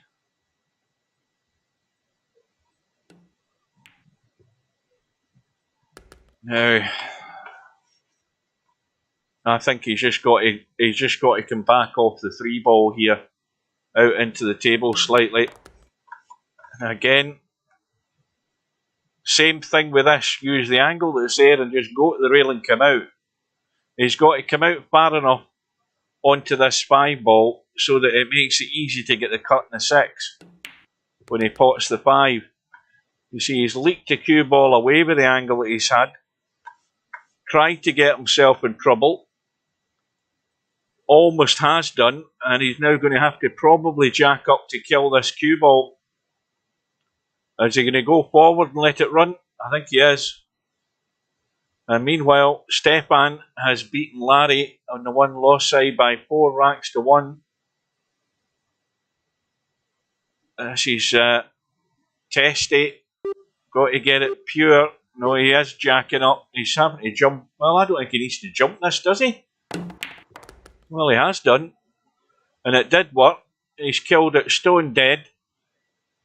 Now, you've got to really tweak this cue ball up if you're going to cut the 6 and let it spin around and come off 3 rails. You've got to get loads of spin on it to get to this short rail quick, to avoid going deep into that pocket, and that's worked out nice.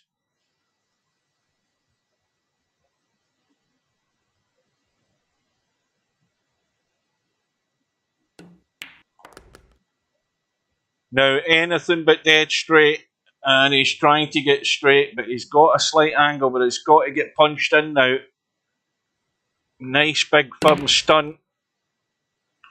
And now he has to do one of these tweaky little cuts.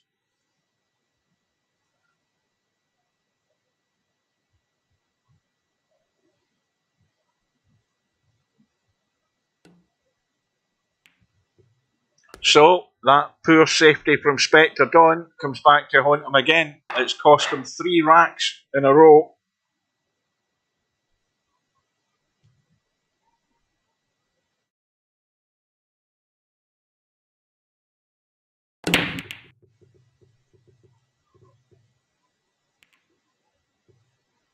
Well, this time Slim has come up dry. And what's more, this table is not bad. I mean, he can just come straight out into the table, take the 2 ball past the 8. He'll be on the 3. And I would think that, well, Spectre Dawn's taking his eye off the 1 ball, getting onto that 2. And the nerves are showing. And now Slim has the open invitation to square the match.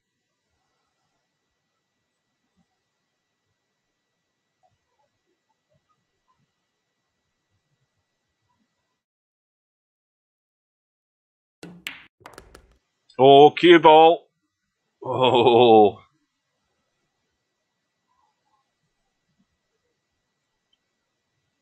So how's the arm, Bill, if you're still there? Is it healing up nicely?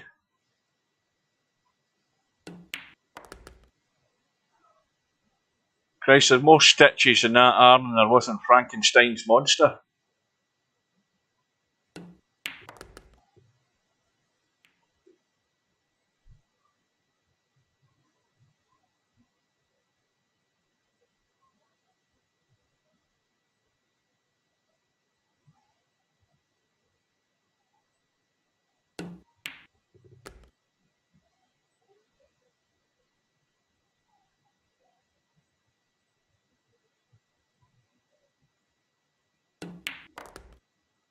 Well, remember what I said in that match that Slim had with Chimpy, that, you know, sometimes you get out of jail in a match where you feel you definitely should have lost it, and then you begin to think that it might just be your night.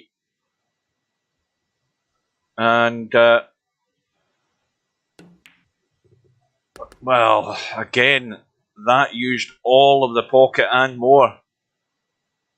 He's riding a very thin line here, Slim, but he's got it back all square. So 2 errors from Spectre Dawn, that the poor safety, and then an open invitation there in that rack with the 1 ball to get on the 2, and he should have been out. And Spectre Dawn missed the 1 straight away. Slim did the rest.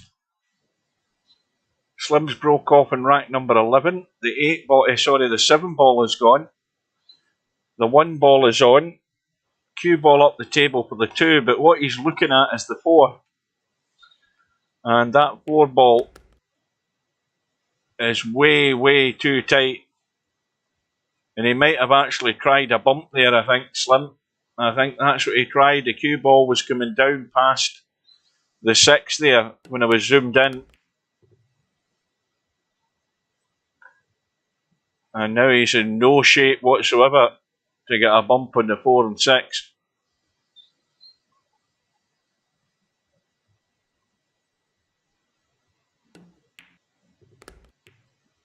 And now he's dug himself right into a hole.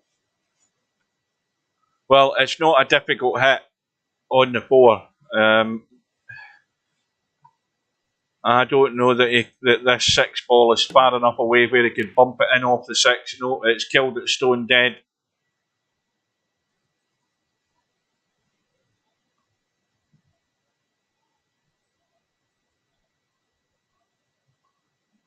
And Chimpy survives on the 1 loss side by beating Christian by 4 racks to 2.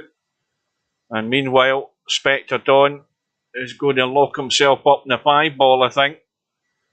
Well, no, he hasn't. But I'll tell you what, this is not easy. These are the ones that Steve said is quite easy. We've yet to see Steve attempt one of these in VP4, but I'll tell you, they ain't easy. But that was well done.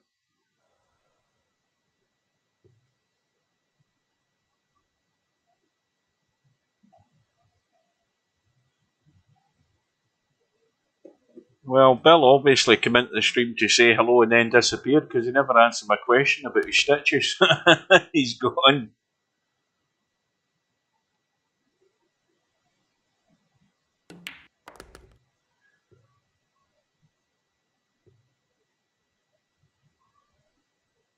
Well, Spectre Dawn has had a long dry spell, but he's got himself to the hill.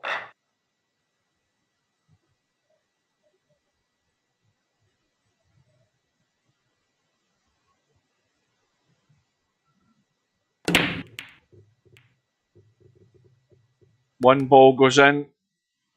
He's on the 2 ball. Now that 3 ball, well, I think all he's going to do is leave himself out far enough to cut the 3. I don't think he needs to do anything more spectacular.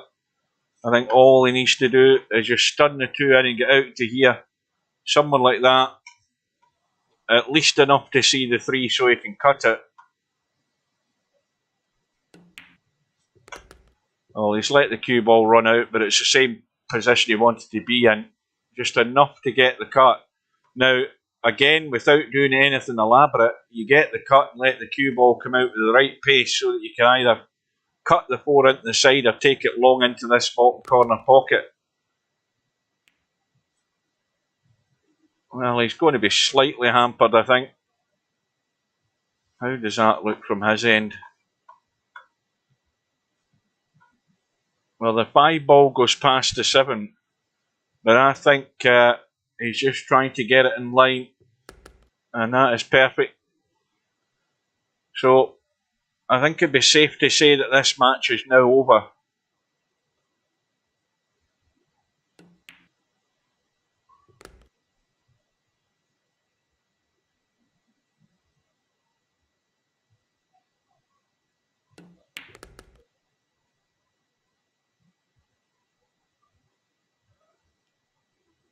Well, he doesn't want to interfere with the 9 ball, so again, the safest way to do that is to go forward and around it over a couple of rails.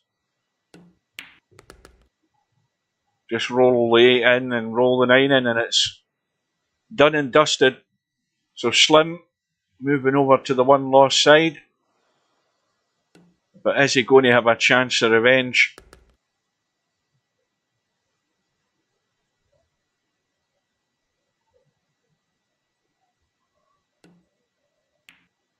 So Spectre Dawn through by 7 racks to 5. Right. So the tournament has been on for what, an hour and what's that? An hour and 40 minutes. There or thereabouts. And we have a hot seat match. And it's between Mr. Fox and Spectre Dawn. We have Chimpy 1-0 down to Brainfill out. And Stefan about to play One Pocket Slim. So we'll nip in and we'll catch the rest of this match between Chimpy and Brainfill out. And then we'll join the hot seat match. Once this one is over.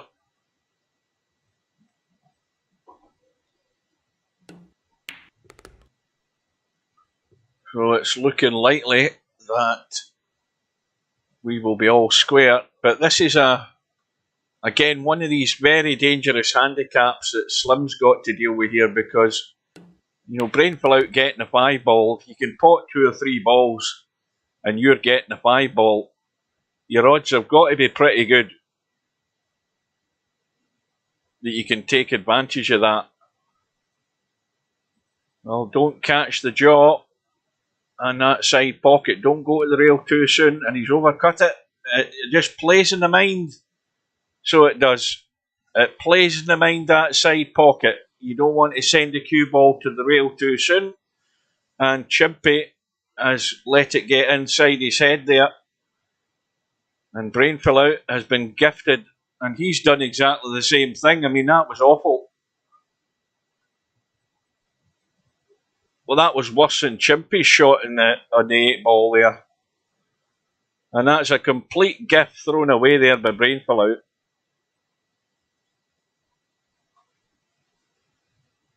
Green is gone. Need I say more? Well, again, a 2-rack swing there. It should have been 2-0. And Chimpy's got it back all square. Ball in the break.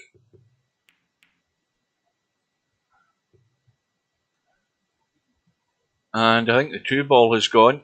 2 ball has gone.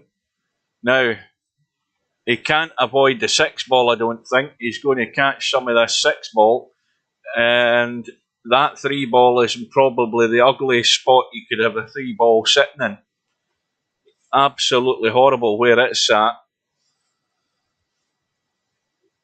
And how does he get anywhere near that? Does he try and use the 6 ball? Is he going to run in behind the 8 ball? No, he's decided he doesn't fancy it at all. Trying to play some sort of safety, but likewise for Brainfill Out. I mean, okay, he can pot the 1 and just bump the 4, but he's going to be right on the point to try and cut that 3 down the rail. It is ugly.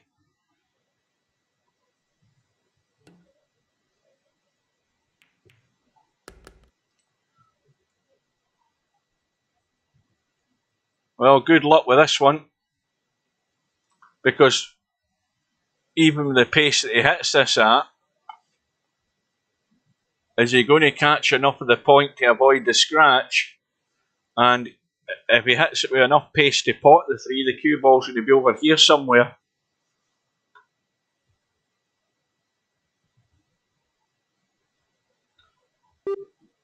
And depending on whether he catches enough of that point, it might finish dead on the floor. While he's trying to duck for cover, he didn't fancy it either.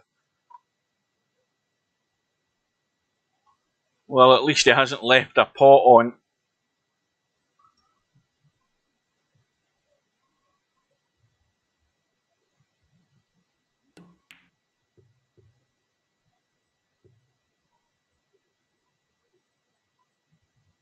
Well, this is one of these delicate little dinky shots in the 3 if he's trying to get really cute behind the 7.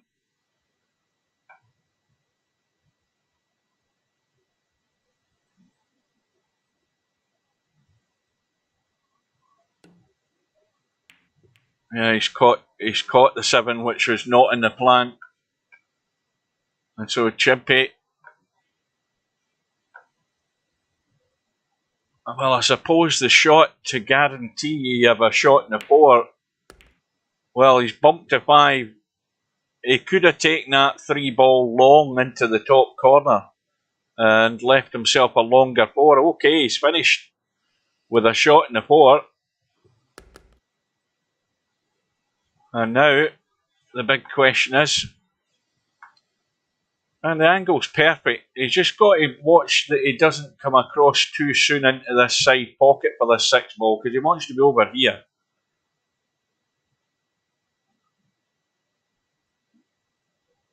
I think he could be well away from the side pocket because he's come into it to go below it.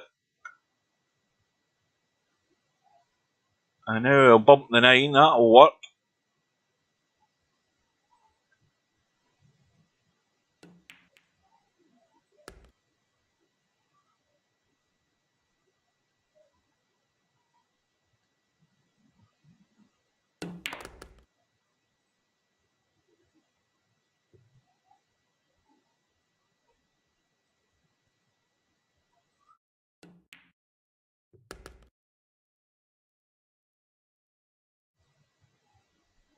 And a straightforward 9 into the side for a 2-1 lead.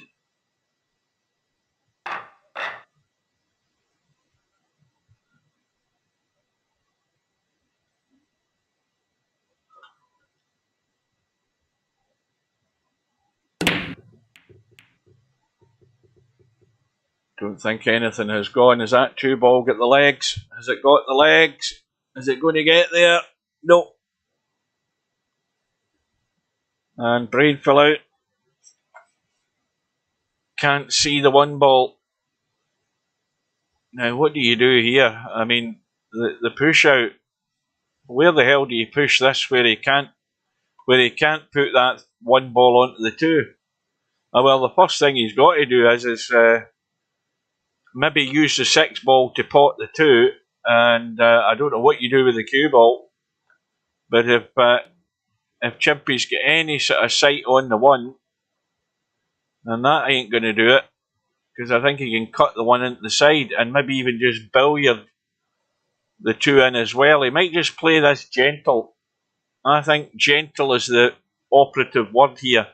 Cut it nice and thin and gentle. Really thin to get the cut going in. What's he done? He's pushed it back to brainfill out. Well, as my eyes deceived me, because I think you can cut the edge of that 1 ball. Can you get enough of it though to cut it into the side? I think you can. Maybe not. Well, what's happened here?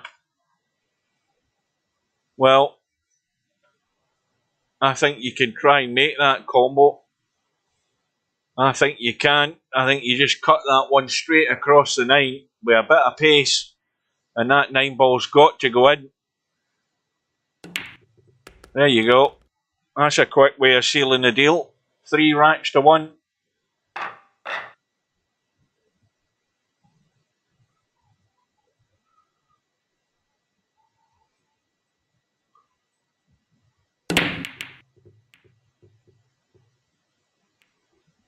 That sounded dry again to me. Yeah, no joy. Well, this table's a bit uglier though. Yes, brain pull out can cut the 1, but I think he's got to duck for cover and play a decent safety on this 2 ball.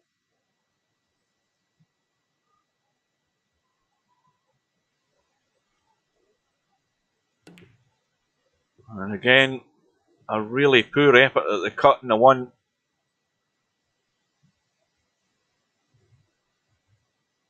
Well, I don't know whether it's any worth actually cutting that 1. I think it'd be far easier to spin off the 1 and try and duck up behind the 5, the 2 and the 8. If you can avoid the 3, that is. And he's got the right idea, and that will do very nicely. But there is room behind the 5 to get the jump cue out.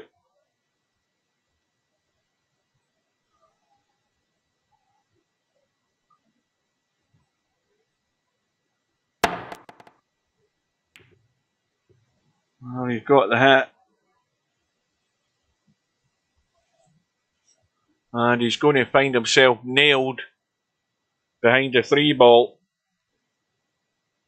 Now, these shots here, you've just got to get that dead weight. And that isn't dead weight enough, because the 3 ball is so easy to hit. The 1 ball is so easy to hit. In fact, see if he tweaks this cue ball, he might even be able to get enough of the 1 ball to pot it, and he's not looking at it. I think if he was brave enough, he would get a bit of spin in that cue ball around the 3 and try and pot it.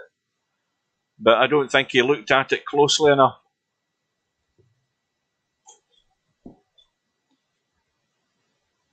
I think a little bit of jacking up and a little bit of the gentle Massey would have maybe caught enough of that 1 ball to pot it.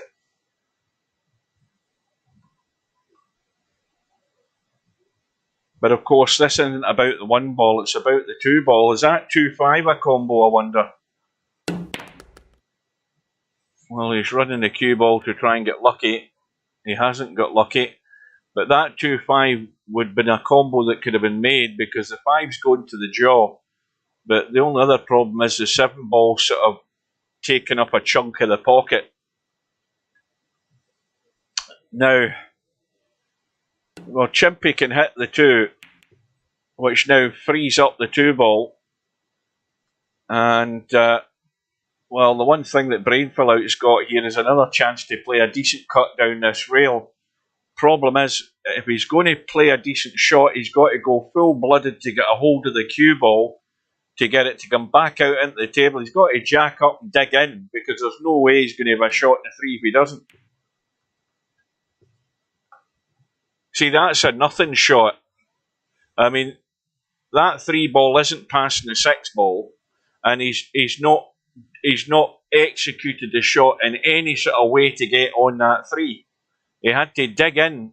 You've got to play the tough shot and try and execute it to get out onto the 3. But he's getting another go at it here. And remember, he only needs to get to the 5 ball. And I think he's got to do something here to stay in this match. Now that needs to keep rolling to open out the straightish pot in the 3, and it hasn't. Now he's in that sort of no man's land place.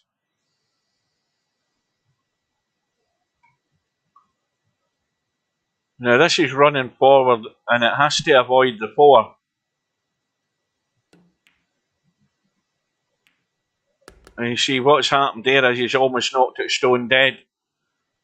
Now the cue ball is going to be running loose. Now let me have a look at this 4.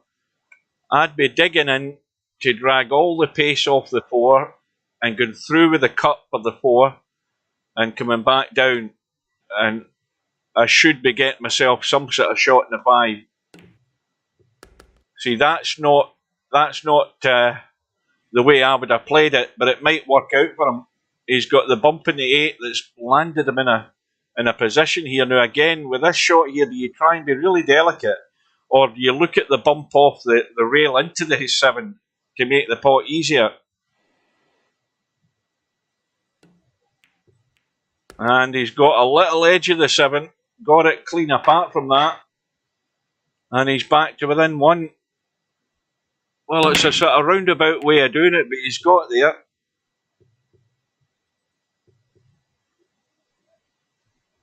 And straight away though, Brainfill Out's come up dry. And now there's a 1-7 combo to start Chimpy off. Now, looking at this table, if he can get this 1 and 7 and the 1 stays in play somehow or other, he could be getting himself out here. But I think for him to do that, he needs to get all of the 7 ball with this 1 ball to pretty much leave it there. And he's caught it on the inside. And the same applies here for Brainfill Out. He's just got to make sure he sees the 2. Now, can he draw into the 4 ball? I think that'd be the best bet. Try and draw into the 4 ball, and then you're guaranteed to see the 2. Well, he's stunned it. He's fine. So all the balls he needs are in play. There isn't a problem on the table. It's all about the cue ball.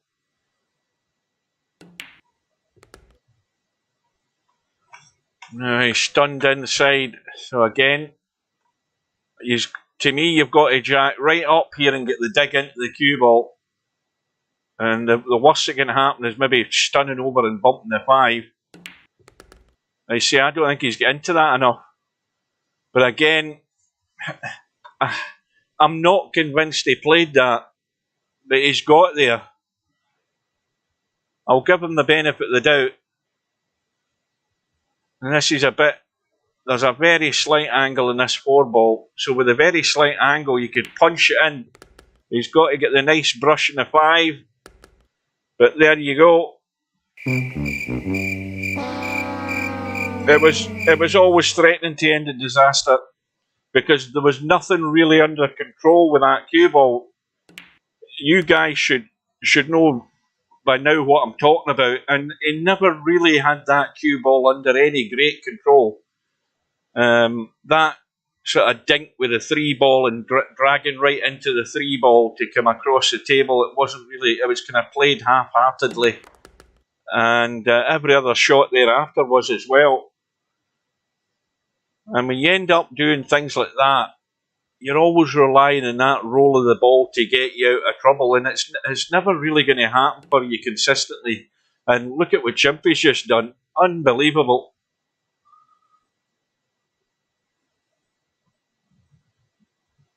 And Brainful Out now has to get the big cut in the 7 with the right pace to sort of dead weight it into the corner pocket and try and roll up onto this short rail in the top for the 8 ball.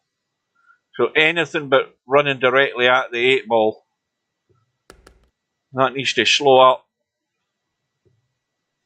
Let's have a look. This is well, it definitely will cut.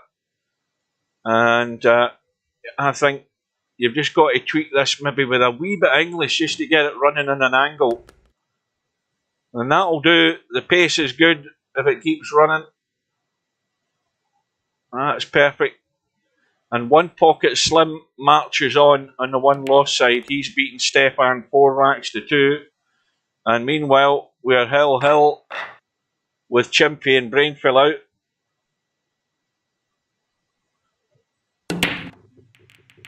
Well, that was a big miss by Chimpy on the 7 ball. That let Brainfill out back in it.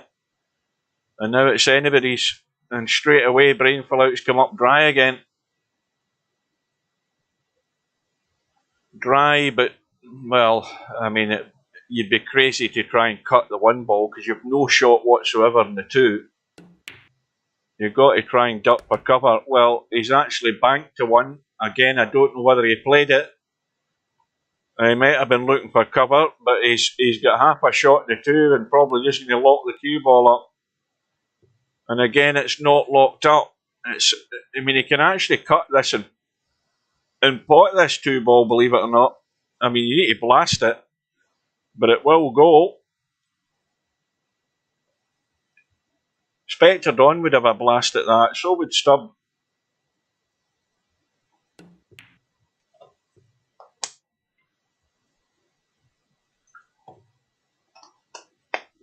Now I'm not sure whether Brainful Out tried to catch the edge of that and missed it and ended up kicking it, or whether that was deliberate or not.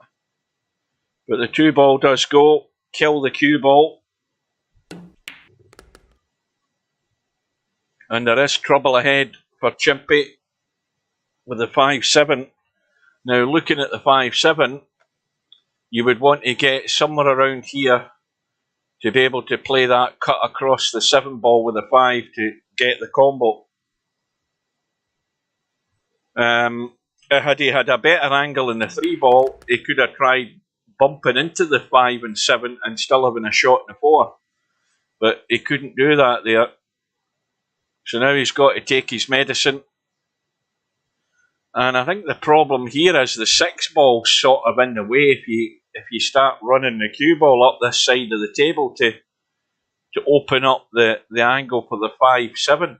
You've got to be wary of the 6 ball depending where you decide you're going to leave the cue ball. See, the 6 ball sort of threatening to get in the way. So he's avoided that, and now this is pretty much on the money to try and get the cut shot that I'm talking about. You've got to cut the 5 across the 7, get enough of the 7 so that you send it to the hole.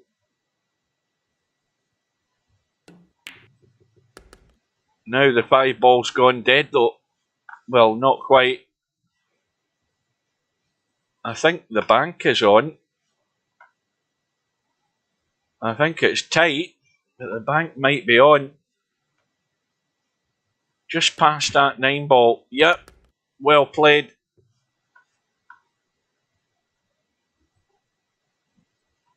Now it's the thin cut into the side, maybe come round behind the 8 ball. If he drags into it, no, he's just playing it plain ball. He's fine, he had enough room to do it. And this should be the coup de grace, as they say, for Brainfill Out in this week's Friday Night 9 ball. Because Chimpy is going to send him down. So Chimpy through, 4 racks to 3. We'll have a quick update and we will see that Chimpy and One Pocket Slim are about to play. Meanwhile, we'll head in to the hot seat match, and we can see that Spectre Dawn is racing through this. He's already 5-1 up. He's about to go 6-1.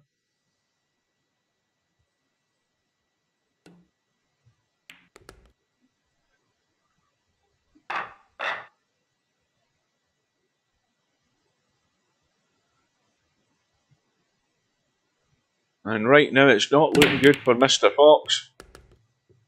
7 ball in the side pocket. The 1 ball is on into the side pocket. Everything's there. The only awkward shot's going to be the 2.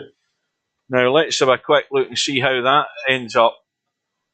Because he might just come out and leave the 2-3. And again, he's just short of where he wanted to be. He wanted to be obviously there.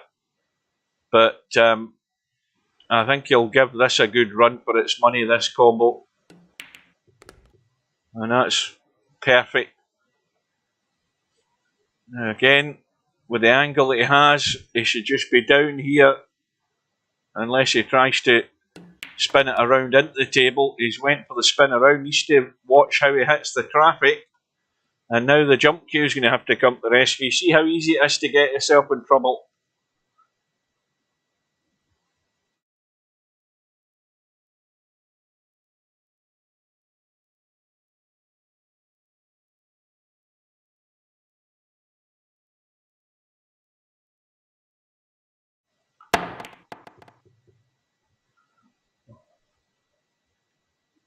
Where's the cue ball going?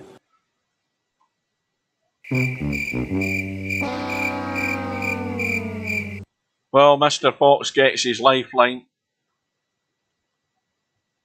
But it's a long road back. Now he's struggling straight away here to make his mind up where he's going to pot the 4. So it looks as if the 4 and 5 are going into the same pocket. Needs that good angle in the 6 though. This of course is a scratch match, no handicap.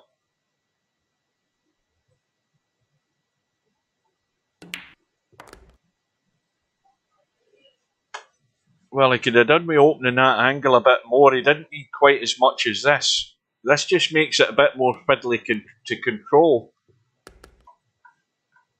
Now, a little bump. Now, this 9 ball should probably be going into the side pocket after he pots this 8. Because he's going to draw off the 8 ball. 9 into the side to get his second rack on the board.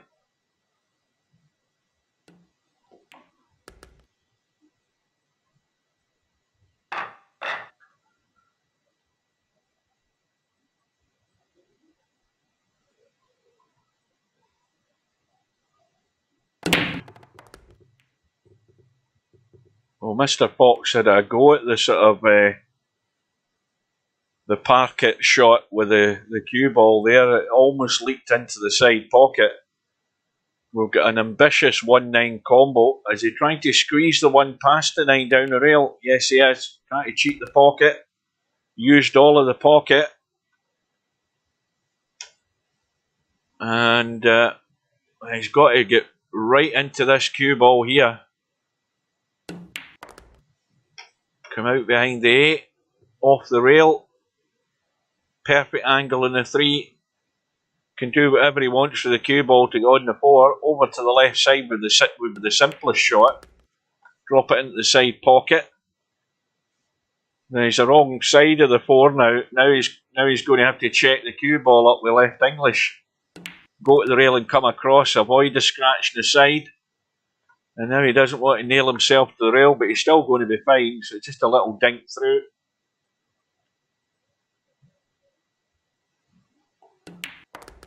Well, he's played the stun. Could have just rolled it. And still got a decent angle in the 7.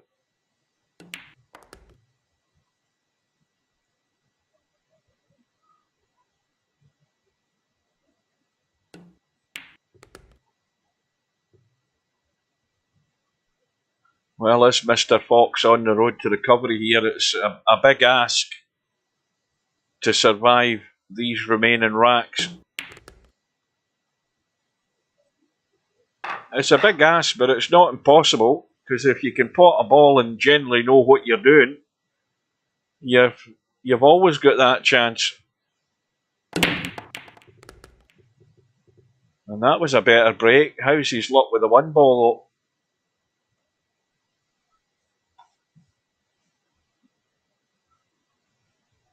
Well, the 7 ball has gone in the break. He's looking at the big thin cut and a bump in the 9 here. Oh no, he's ducking for cover. And that'll do, although again, it'll do in terms of it's reasonably safe. He find himself in trouble in a minute here. Because Spectrodon has got a very good guideline off the edge of that 2 ball to catch the 1 and run for cover here. Although I don't know what he's looking at the moment.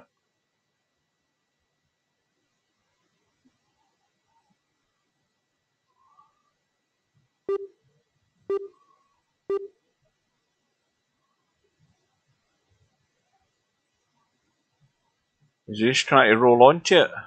Yes.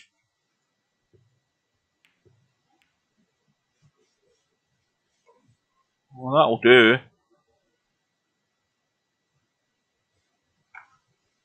But again, the 3 ball's an easy stopper for the 1 ball to try and get this cue ball away. And this time it's a wee bit trickier now for Spectrodon, because it's difficult for him to get the cue ball away from the 1.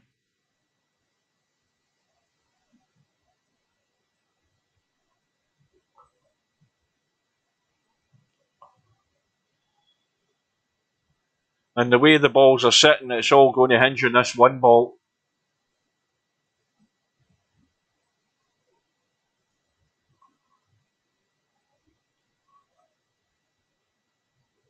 Well, again, trying to use that 3 ball, duck in behind it. And that's a good shot. Again, not a problem to jump the 3 and hit the 1, but the problem with that is it's not a controlled shot. There's a better chance of probably kicking up and down onto the 1, because you've got a good strong chance that you might pot the 1.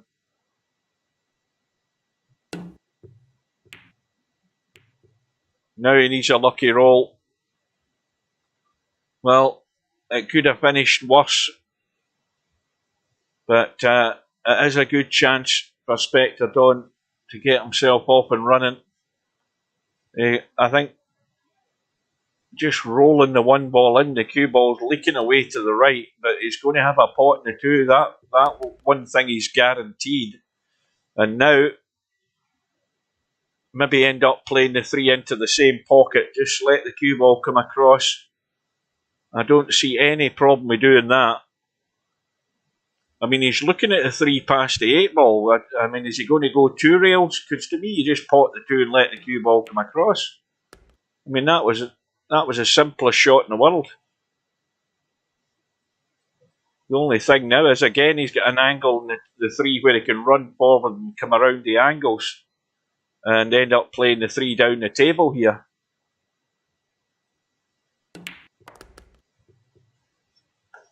Doesn't want to nail himself on it. That's perfect. Perfect little angle in the 4. Just to dink the cue ball out.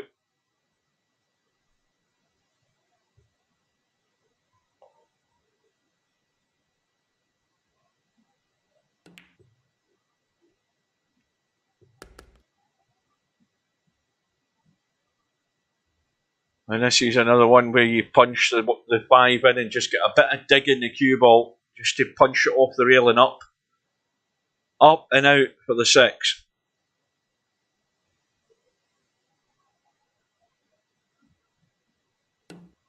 Now he's going 3 rails around behind the 6. That works as well. So I think we're going to give this match to Spectre Dawn now. So Mr. Fox is going to move over to that one-loss side semi-final match. Spectre Dawn's going to have like a 20-minute or half an hour break.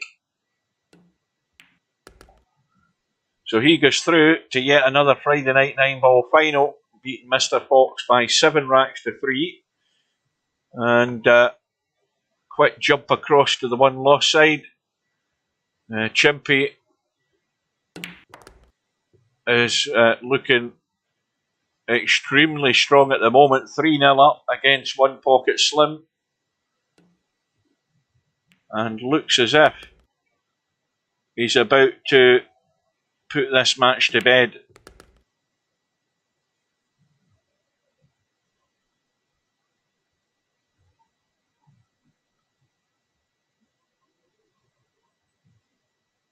Well, that 9-ball will always help the 7-ball in. Didn't need to. So Chimpy goes through 4 racks to 0, and Slim's good run in the tournament probably lasted a couple of more matches than he thought it would at the end of the day. But he's got himself in the money, and Chimpy goes through comfortably 4 racks to 0, and will now play Spectre Dawn to see who gets to the final.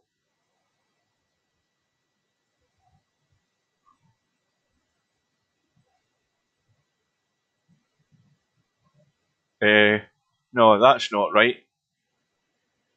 He plays Mr. Fox, not Spectre Dawn. It's Spectre Dawn that's in the bloody final, isn't it? My mind's beginning to go again. It's late. And we'll get ourselves in and ready.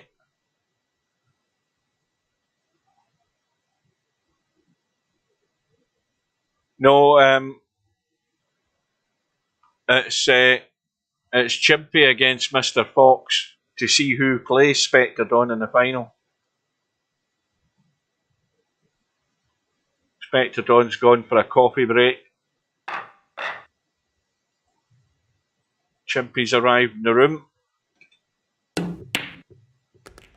Mr. Fox will be in a minute.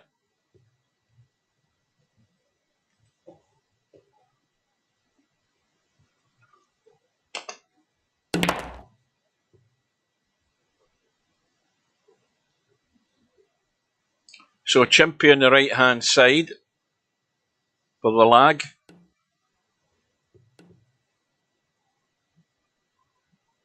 And Chimpy looks as if he's going to win the lag. It's just got the legs. So race to 4, no handicap.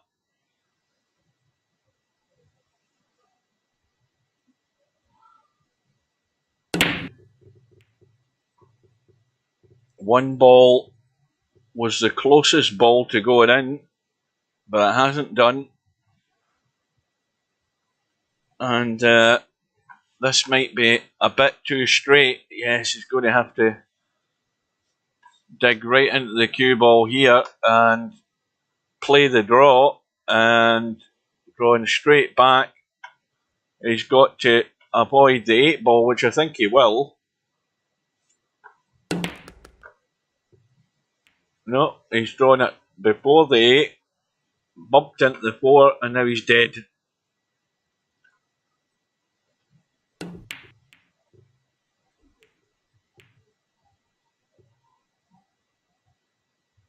Well, that 6 ball has just come to the rescue, because I think Chimpy had a shot in the 2 there. Yes, he did.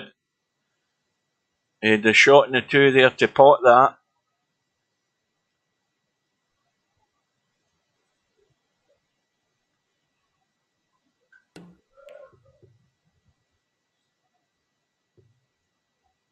Well, this rack's going to be over fairly quickly, because Mr. Fox cannot refuse the 2-9 combo.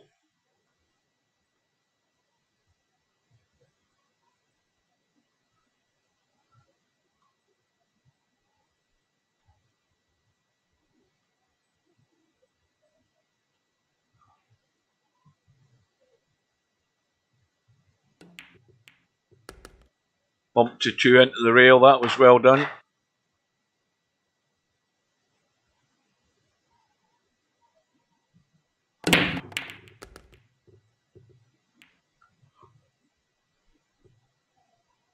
Well, the cue ball has finished in the middle of the table. A ball has gone down to the break. It's the 4 ball. He's got the cut in the 1. And he may well end up somewhere between the 5 and 2 to play the 2 ball cut down the rail here into this bottom right hand corner.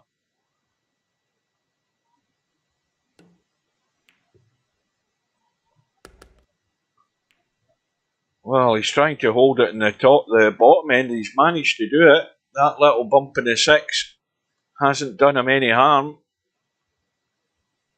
And if anything, it's done him a big favour here. I think he's trying to decide where he wants to try and play the 3 ball, because obviously the cut in the 2 isn't the problem. It's the cue ball coming across the table that's the problem, and where he's going to finish to have a pot, because I don't think the 3 passes the 6. Well, it does pass the 6 into the side. Now it needs to bounce out to open up the potting angle on the 3, and that's pretty good.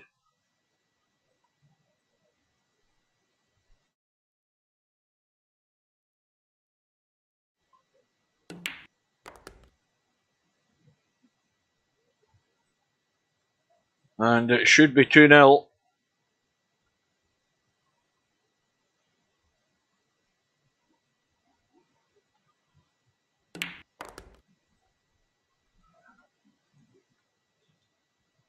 Now with this shot here, the closer he is to that long rail on the side there on the left, the simpler this next shot becomes.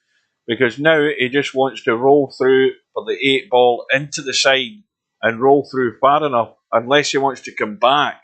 Now coming back, I see he's not rolled through far enough.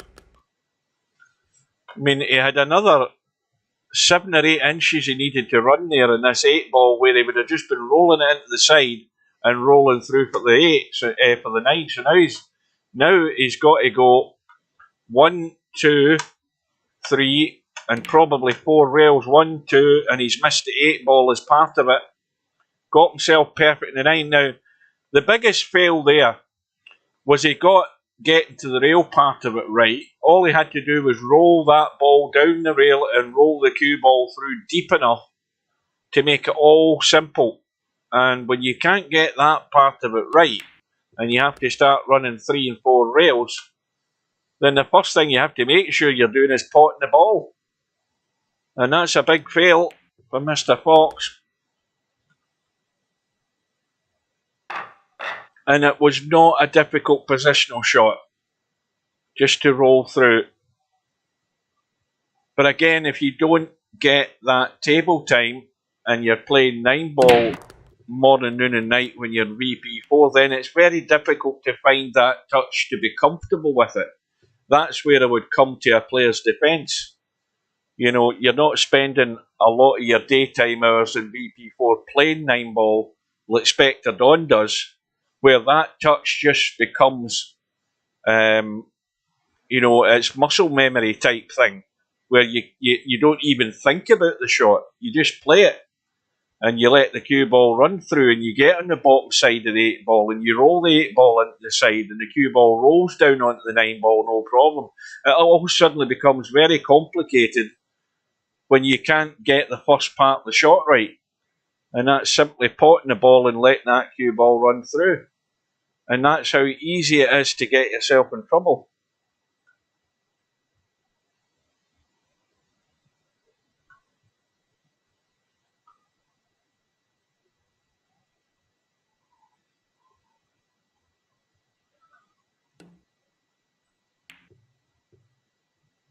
Well, that's not going to be good enough. I don't know whether he could have tweaked that with a bit of inside English here to kill the cue ball and try and drop it in behind the 7. Maybe he did do that. But it's given Chimpy a great chance here to take the lead. Now, I think he's got to take his medicine here, where all he's doing is leaving himself in the gap between the 6 and 7 for the cut and the 3. He doesn't want to get too elaborate with this 3 ball here. Now he's trying to get into the gap, and that's perfect. He had the line, so he went for it.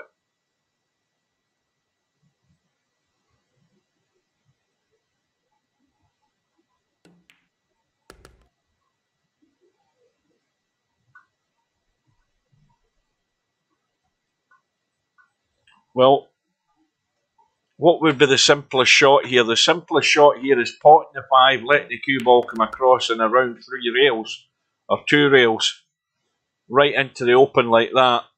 Perfect. Because there's a perfect little angle in that 6 ball as well, just to stun for the 7 into the same pocket. That could have done with going a wee bit further to the right. But now, not a problem at all. Just drag the cue ball and kill it. And it's a 2-1 lead.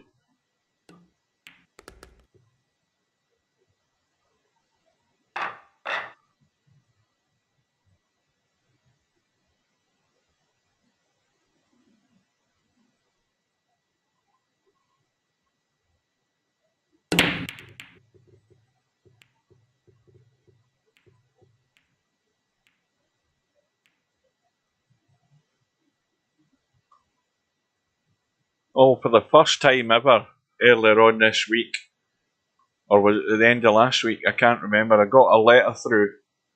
A letter came through the door, and I'm looking at the header on the envelope that came through the door, and it says House of Commons, and it's got a House of Commons stamp on it. You know, the portcullis thing, the House of Commons emblem.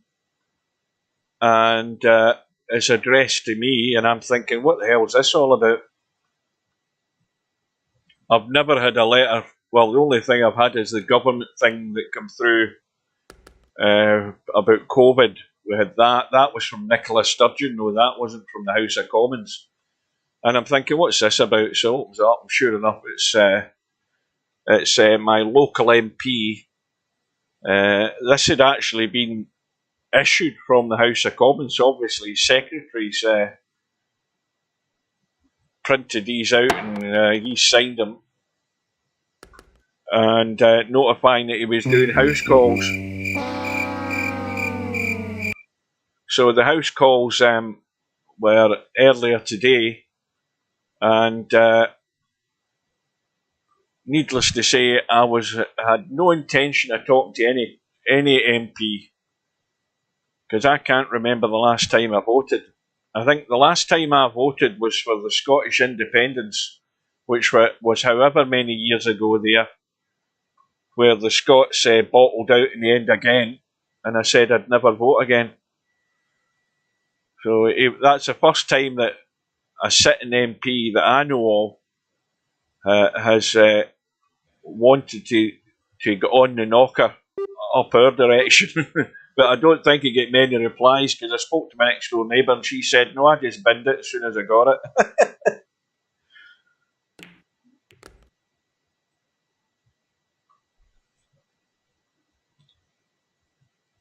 So, Chimpy with a 2-1 lead at the table. And if he can get the cue ball out of here, well, he's deciding to leave it into the side, the 5 ball. Now, this is just a little dead weight dink into the side. Kill the 6 ball into the top right-hand corner. Leave yourself on the 7. And he's going to be on the hill. Now, when I say leave yourself in the 7, you've got to leave yourself in the 7 in such a way that it's easy to get in the 8. Now, what he wants to do here is let the cue ball bump the 9. If he can, get any of the 9 ball, and that'll do nicely.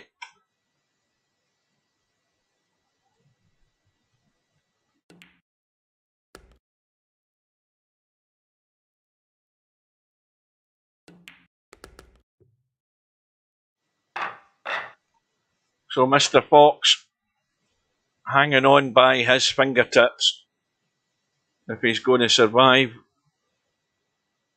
It's a tall order now when you're 3-1 down in a race to 4. But Chimpy, I think, has come up dry. Mr. Fox is going to have to jump over the 9, cut the 1, get some of that 8 ball, and somehow still have a shot in the 1 ball. That's the plan.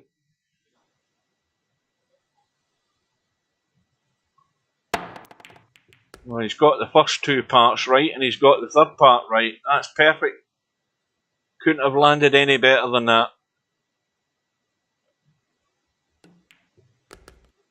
Now, anything but straight in the 2. You see that again, it's immediately got awkward. He's going to have to stun this in and try and tweak something out of it. Yep, and he doesn't want to tweak it too much. Oh, now I think he's fine. I think he's fine. Well, ideally he wants to finish inside the 4, which he has done. He's closer to the rail than the 4 ball is, so he's got enough of an angle to work with here. But he's got to hit this with a bit of pace. And these are the ones that rattle. Now it needs to miss the 9, and he's done for. Well, the 5 will bank. I think this is as good a bank as any. This 5 ball, bank it up past the 6. It looks good to me, and it's absolutely perfect. Nailed it. Let's watch the replay of that last shot. Couldn't have hit that any better.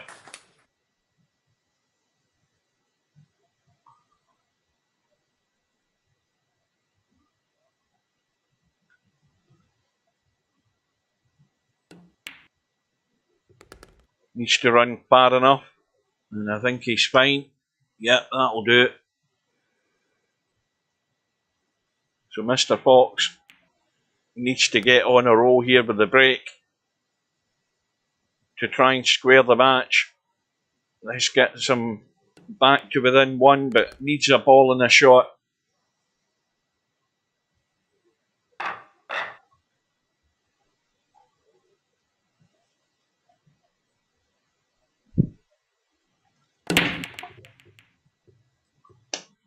I don't think he has, though. I don't think anything went. No, it hasn't. This is dangerous to try and jump the 1 because it's very difficult to keep the cue ball or the object ball on the table when you try jumping at that distance. So he's trying to pick somewhere to play a push out. Now, if he plays down to this end of the table, he's going to leave the possibility of a cut up the table. Well, he's going to end up getting put back in here, I think. He may well pass that back. Yes, he has done.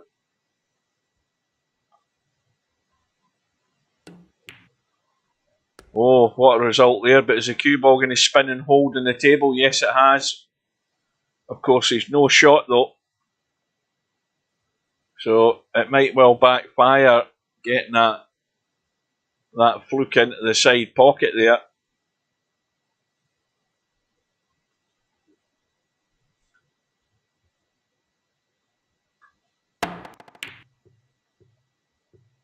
Oh, he needs a lucky roll. He might have just got it. I think that's going to be satisfactory, to say the least. Now, this is a delicate little one for Mr. Fox if he's going to try and get in behind the 4.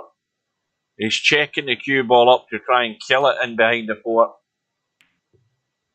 He's killed it too soon. You see what happened there. Way too much right English on it. And as soon as the cue ball hit the rail, it was dead.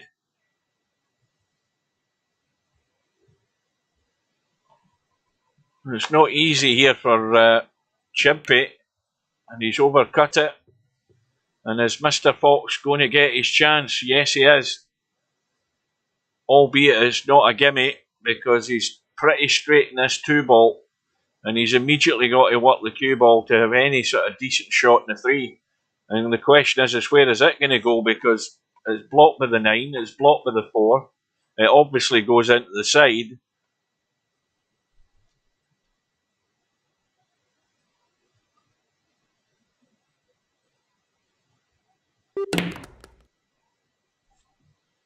Well, he's trying to stun everything out of that cue ball, and that's a good shot. So he's got his chance to get Hill here.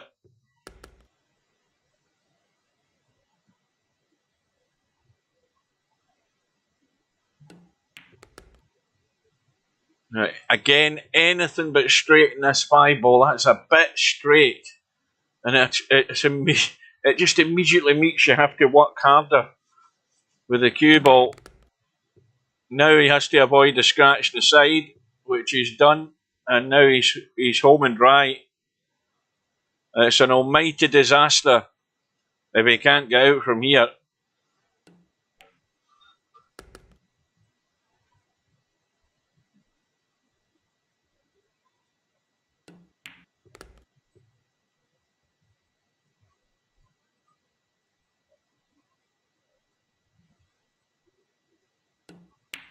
Well, that's Mr. Fox going to do it the hard way. 3-1 down, looking dead and buried, and he's going to have his shot at getting himself into the final. So Mr. Fox to break in the decider, and he's going to go for the central route. Now the 1-ball has gone into the side, but he's got no shot in the 2. Now can he jump over the edge of that 4, catch the 2 and billiard the 5 in? That might be the ploy here. He's going to have to ride his luck that he's going to have any sort of shot to follow it. But that's the shot to try and get rid of the 5. And the 2-ball is staying in play, I think. Now this, let's have a look.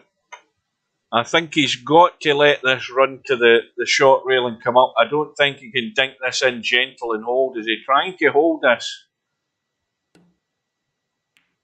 It's got to miss the pocket, which it has done. Now, once again, if you go the simple route, you're dropping the 3 in and you're rolling through, maybe catching some of the 6, but you've got the 4 into the side. You know, you're not doing anything elaborate. He's trying to come off the 3 to come down here to get the 4 into the other side, but well, it's sort of there. Now, once again, the pot and the 4 isn't the problem. It's how you let the cue ball run. Now, you don't want to go anywhere near the 8-ball.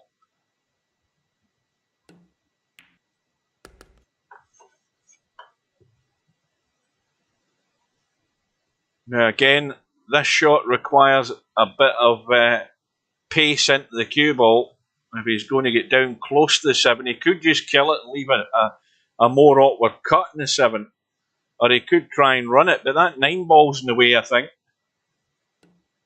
Oh dear. He's totally lost the plot there.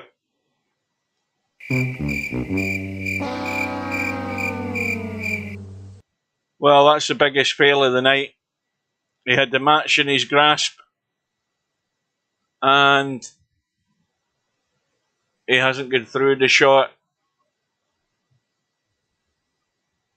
And that's handed it to Chimpy in a plate.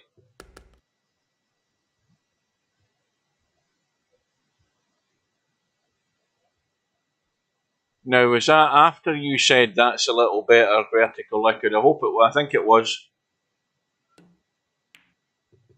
Oh dear goodness me. Unbelievable. Let's watch the replay of that last shot. Look at that for a miss.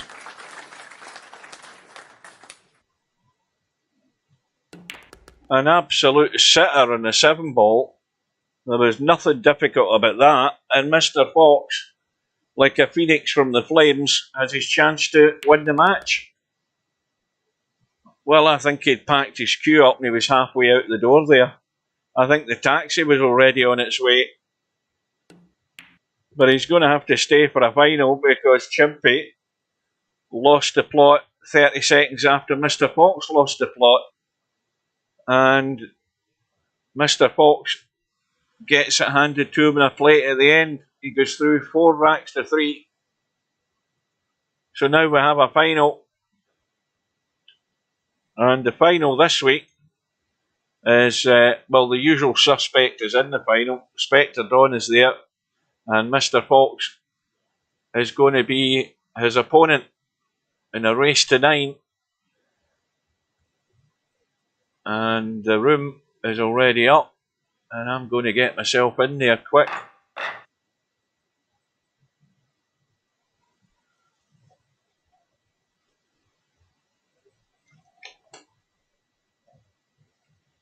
Well, we've seen a couple of glaring errors in that last match there. Mr. Fox has to cut anything like that down to an absolute minimum against Spectre Dawn.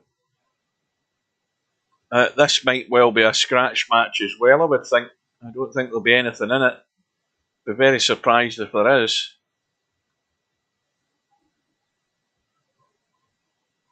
Well, Spectre Dawn's had enough time to have a break.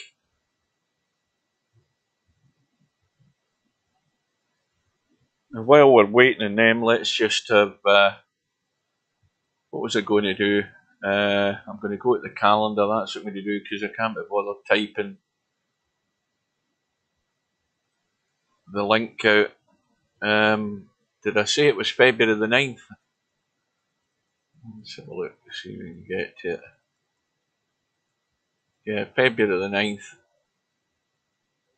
So we've still got 27 open seats. There's been no more sign-ups tonight.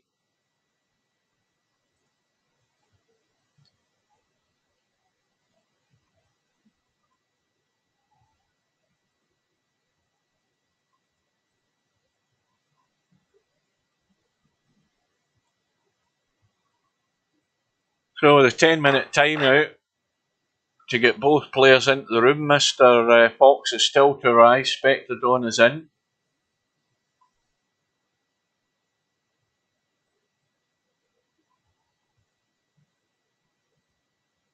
Well, that's what I'm saying, Slim. You know, he is so used to... He does a lot of work in finding these ways out of problem situations when he's trying to run a table. And he gets very little practice in situations where he has to execute a decent safety. And his standard of safety is something that I think vastly needs to improve at some point to aid him his way through the 9-ball World Championship. Now, for a few of his matches, he won't probably have to worry about that sort of stuff. But you know, as he goes deeper into it, then you know he's got to find more telling safety shots. And as you know, and it is a case of if you don't get yourself in situations where you can readily see a safety. And you're not playing them, and therefore you're not executing them often enough, then when it comes to a point in a match like he's had tonight where he's had to try and play something, he just hasn't got the touch to do it. So Spectre Dawn on the right hand side for the lag, Mr. Fox on the left. It's a race to 9 and there is no handicap.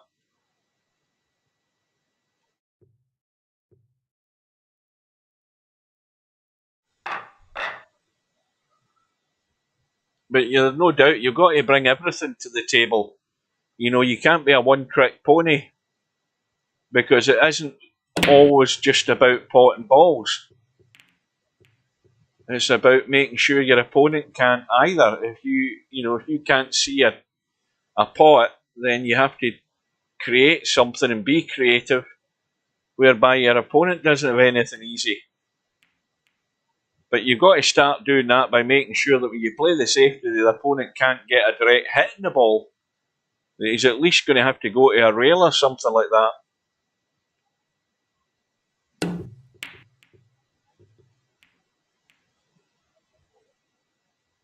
Now that might just catch the knuckle and drop in, and it has done. No luck in the 2-ball though. But he might, if he catches the rail full in the face, just come straight across into that gap between the 4 and the 5 when he cuts this 2-ball. And he hasn't got over the 5. And that was a poorly executed jump shot. Now, was it? Yes, it was. It was Specterdon that sent Mr. Fox to the one-loss side. Well, he beat him by 7 racks to 3.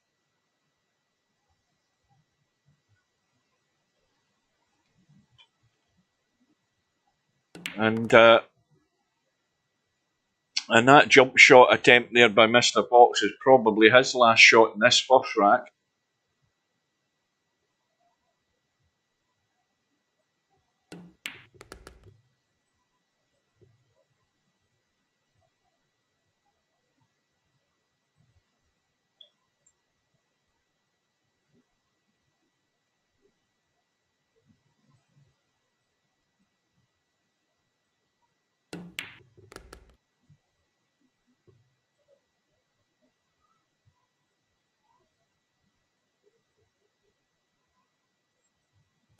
Welcome to Hog. Late as usual to the party.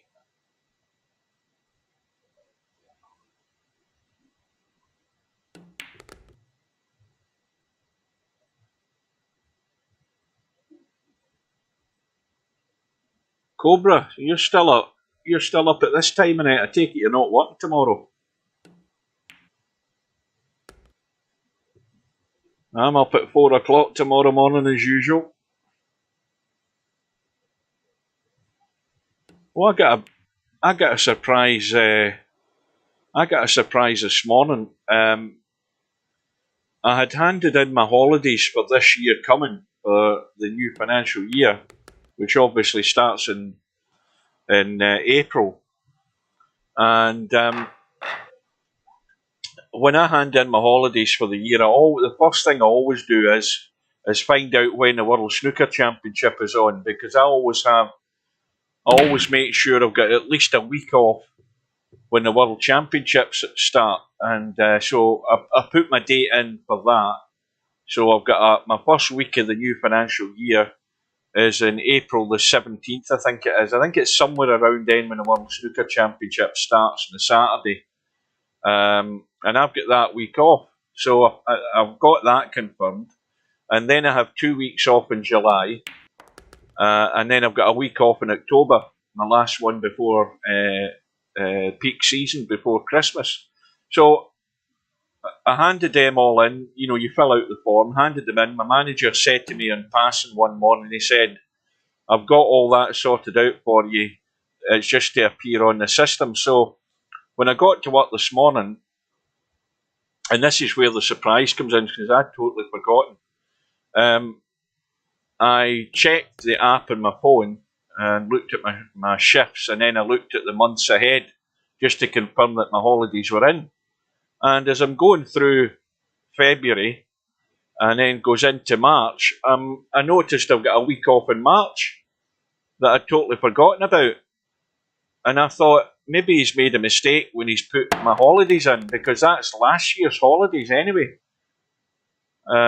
So anyway, then of course I looked at April, and the week off is confirmed in April, and my 2 weeks off in July are all confirmed, and my week is confirmed for October.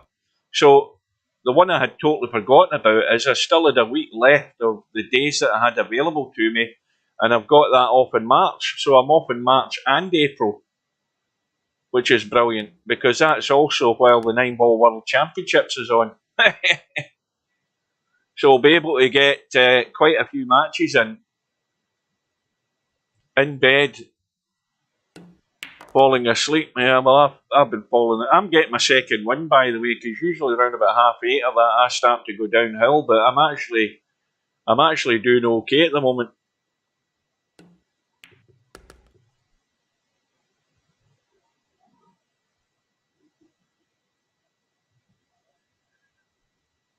Well, Spectre Dawn's off to a 2-0 lead.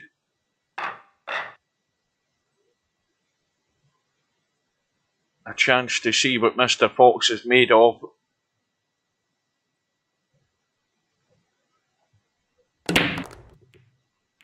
Now that's the sort of Larry break. He's got a ball in the break. He's not ideal on the 1 ball, and look where the 2 ball is. The 2 ball's going nowhere fast. Although, if you could get some sort of kick on the 2 ball, you have a fair chance of getting that combo along the rail. But it's a tight space to work in. And, well, it'll be interesting to see what Mr. Fox does with this.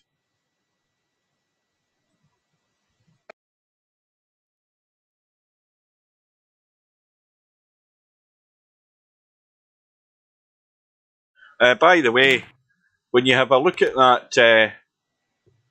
that cue ball's going to scratch off the 9. When you have a look at that Cowboy final, did any of you look at the towards the end of that final in the Cowboy World Championship? You listen to Steve. Steve sounds as if he's out on his feet. I sound as if I'm buzzing, and that's after 6 hours.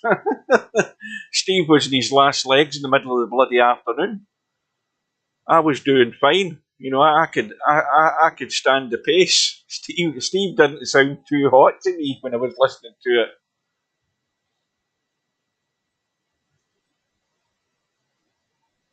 Well, you know where that training comes in. That training comes in when you do like 6 hour stints on Euro Truck Simulator. That's where that practice comes in. That stands you in good stead.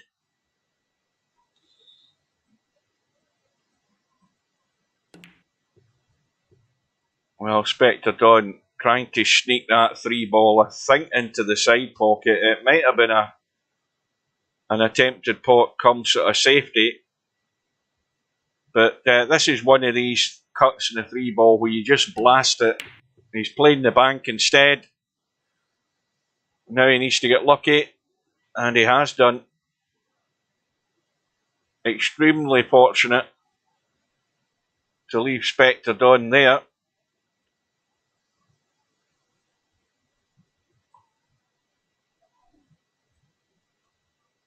Well, I think you were fine, Cobra, but Albinario went downhill after 2 hours. So he did. Albinario was in his last legs halfway into the match.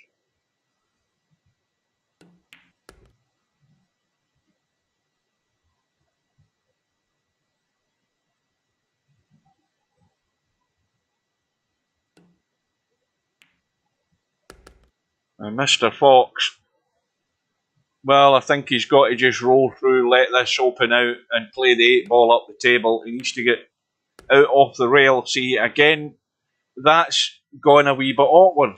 You know, he needed to be right out to open up the pot in the 8 ball. And it's just sort of a wee bit of laziness in the shots there, just to open that cue ball out. He had to run the cue ball there. I think you've got to be trying to get that cue ball on the spot a bit more often. I think if you're going to do well in the 9 ball World Championships, that's where Stubb goes wrong, because he's happy to make do with not getting the cue ball on the spot a lot of the times and digging himself out with pots. But then eventually he goes to the well too often and runs out. You know, he runs out of running. And that's where I think a lot of players are failing. And there's a fine margin between, you know, getting that cue ball on the spot a lot more often to make your life a lot more easier to get onto that next ball. It's a simple process of running tables. And if you can't get that cue ball onto that spot to make your life easier for the next shot, more often than not, you're going to fail.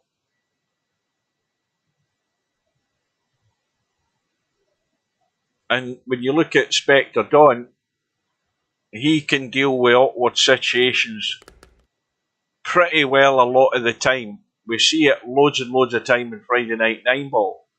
He's got that part of it sorted out with dealing with awkward positions and, you know, balls maybe been in an awkward spot, in a tight spot to try and get on them. You know, he's reasonably good at that. But the safety side of it, when it calls for working out a good safety shot, he's fallen way short of the mark, where he might have to fall back on something like that if he gets into a tight match. Because a good safety could be the thing that will turn the rack for you. And if he doesn't get more practice in dealing with that sort of thing, he might find he comes up short again in a virtual 9-ball world championship because of it. It'll be interesting to look at that.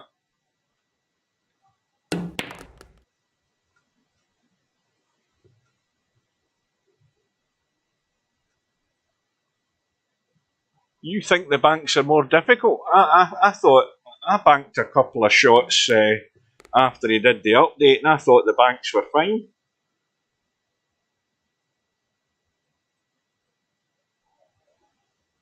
Mind you, I was only doing up and down banks. I wasn't doing banks into side pockets and stuff, but the couple of banks that I had, I got them in. Maybe I just got lucky. So we're all square, 2 racks apiece. Mr. Fox heading in the right direction. That 2-0 start by Spectre Dawn. The alarm bells were ringing early on there, but Mr. Fox has got the 1 ball in the break. Now, can he see anything of the 2 ball? Yeah, well, he can certainly get the 2 ball in the hole. And he's at least got himself on the 3. And this sort of table here, it just simply has to be run out. Now, has he got himself the angle in the 4? You see, again, he's too straight, but he can tweak it. You don't need an awful lot of left English. And with this one, all you're doing is making sure you get yourself straight in the 6, drop it into the side. See, even that shot he's failed, because he's left himself short. Now, he should never have been taking this into the top corner pocket. He should have been through here. You know, even if you go there, your life's still simpler by dropping it into the side. That sort of little positional shot there, it's easy to be nitpicky, but it was so simple just to drop in so you were straight in the side pocket.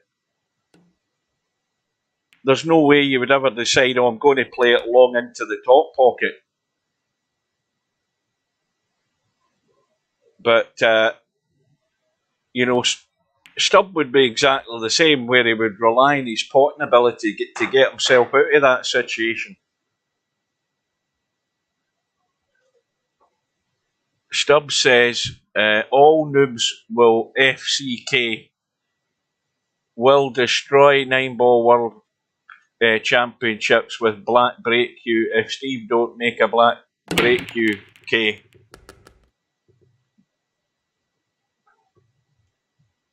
So Mr. Fox breaks off in rack number 6.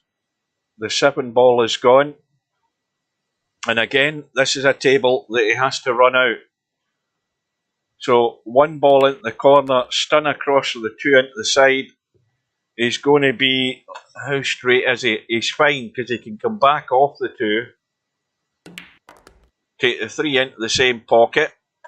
Now with this here, again he wants to come out far enough in this 4 ball. He wants to get right out. You see that's fine because he's not interfering with the 8. But he needs to now be good enough on this 5 ball to get good in the 6. Let's see what he can do here. See now, what does he do? He drops it in dead weight to stay in the short side of the 6. No, he's gone up and down and tried to run the cue ball, and now he's ended up nowhere. So there's little things that you can easily pick out watching Mr. Fox, where there's just a wee bit of untidiness. If you're going to be a contender, you've got to be getting much better position on a much more regular basis. And that's exactly my problem as well, is been far too untidy and not having any touch and feel, because simply you don't play the table often enough and long enough for it all to just become autopilot. So Spectre Dawn gets it back all square.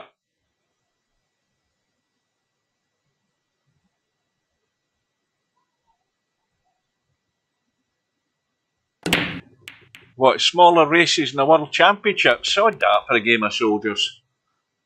Wouldn't you want it to be a race to 7? Or a race to 9? There's no way that's a World Championship distance in a tournament. You've got to be able to stay the distance.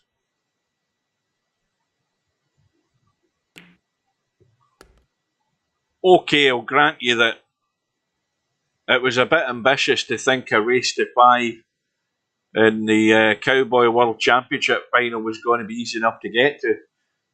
But we did think better of that at the end of the day. Don't forget, Cobra, when I used to do the 9-ball World Championships, it was a race to 41 in the final. It was a race to 21 in the first round, race to 31 all the other rounds. What was it in the semis? Was it the same? I can't remember, but it was definitely a race to 41 in the final, so that was possibly 81 racks a pool. And it did go to that one year, it did go to a final rack decider, I think.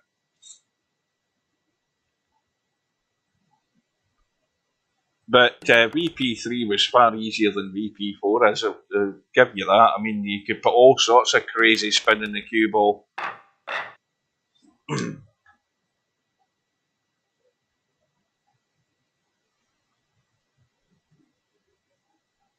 So, suddenly Mr. Fox finds himself trailing. The 8-ball has gone in for Spectre Dawn. He's staring down the 1-ball. A little roll through, I would think, unless he was going to bump into the 3. I don't know, maybe he's got a lot more angle than it looks. Let's have a look. Yeah, I think the 3-ball's a bit in the way here. That was a problem. But he's bumped it out into play. He's got the cut in the 2. He's going to have a shot in the 3 no matter what happens. And Spectre Dawn is just threatening to pull away here early on.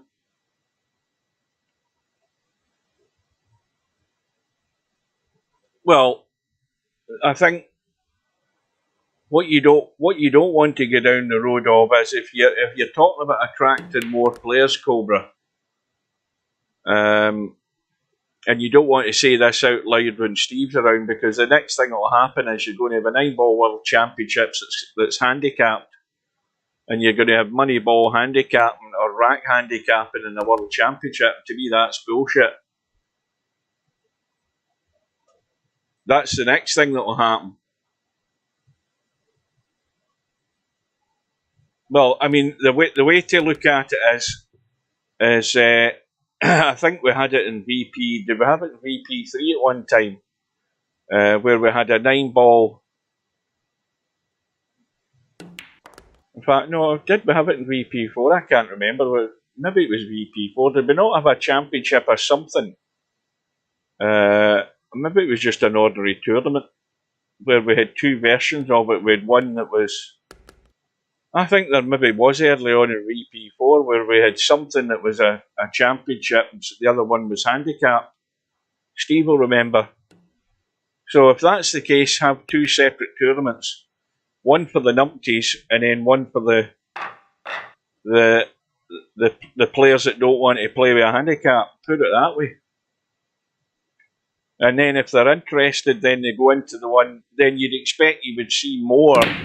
You would see more players in the handicap tournament.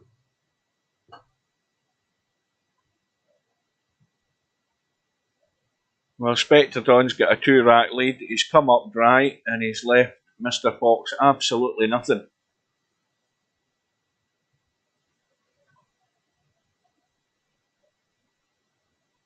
Yeah, I'm sure we did. It didn't last long though. Look at how long that lasted. One tournament, then you never seen it again.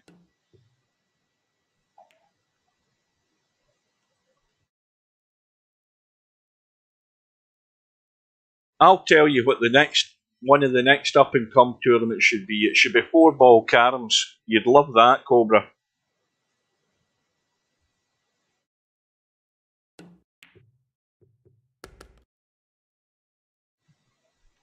Because that's a totally different ball game altogether. First of all, you don't have to pot a ball. Secondly, you're playing on a table you never play on, a 10-foot billiard table. It's like greased lightning, and you've only got the 4 balls on the table. And all you have to do is make a carom. You don't have to hit a rail. And I think that would be a great championship to have. Well, Spectre Don's missed a 3-ball there, and Mr. Fox has to be on his toes here, because that's an unexpected opportunity he's getting. No, if it was a 4-ball world championship, a 4-ball carom world championships, it would need to be, certainly the winner's side would need to be at least a race to 150. Absolutely no doubt about that, because there's guys that would play 4-ball caroms and would be getting, 30s and 40s. No problem. I think that would attract quite a few people, by the way. But you'd get. I don't think Wizard Cheat would play in it. But if he played in it, or players like him played in it, they would just be banging balls all day. What, 50 racks for 4-ball caroms?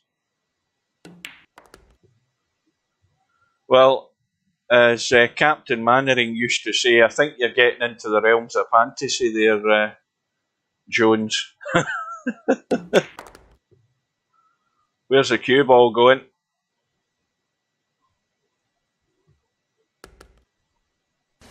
Trouble with Scotland. That's the Where's wrong the button. cue ball going? Found the wrong button again.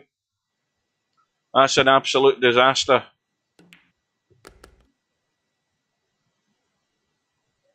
And it's another 2-rack swing. Mr. Fox should have been back within 1. And now he's trailing by 3.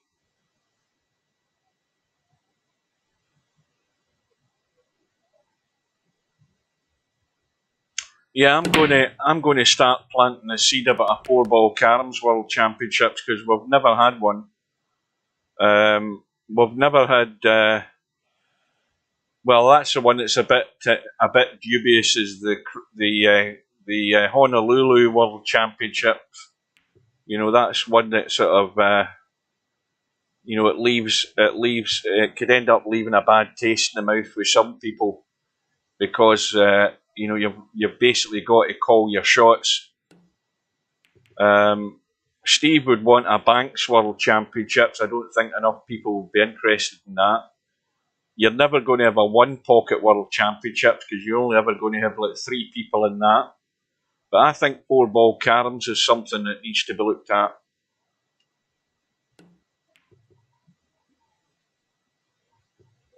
And Albinario would be in it, because he would fancy his chances in it.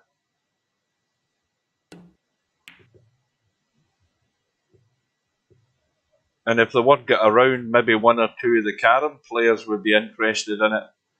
Mr. Fox would be interested in it. Tornado Tam would be interested in it, because they've played a fair wee bit of the 4-ball caroms now and again.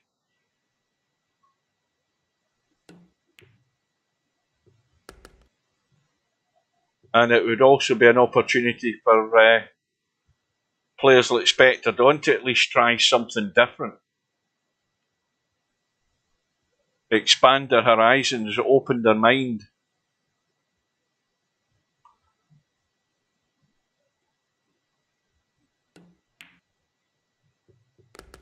And it's now not looking too good here for Mr. Fox. Well, the simple positional shot would be the bank in the 3 ball, because the bank in the 3 ball goes in every day. But perfectly happy and comfortable, stunning the 3 in to the rail, back out onto the 5, 6 into the side. Dead easy when you can get that cue ball on the mark.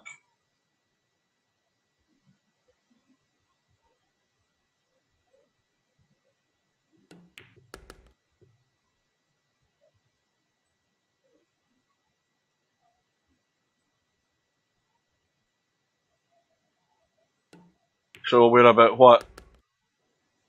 A week on Thursday, I think it is. I think it's a week on Thursday for the start of the 9-ball World Championships 2023. And there's still probably another 10 folk could sign up.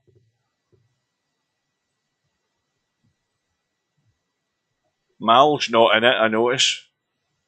I'm surprised at that. Has the word got around to him yet? Has anybody sent a message to him to let him know it's on? He might come out the woodwork, because that's his game.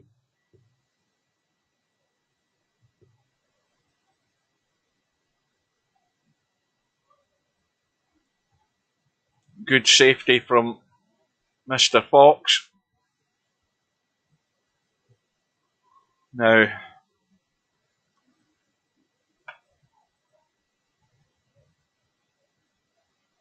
you could give this a bash at the point of the jaw and try play this sort of snooker shot using the pocket, but I think that's pretty difficult to play in a pool table. Well, he's found a kick on the 1, and it just doesn't quite have the legs. That was a good effort. But again, it's a table where Mr. Fox comes with the 1 over the hole. The first difficult part is getting the cue ball out of there and trying to have some sort of shot in the 2. It looks easy.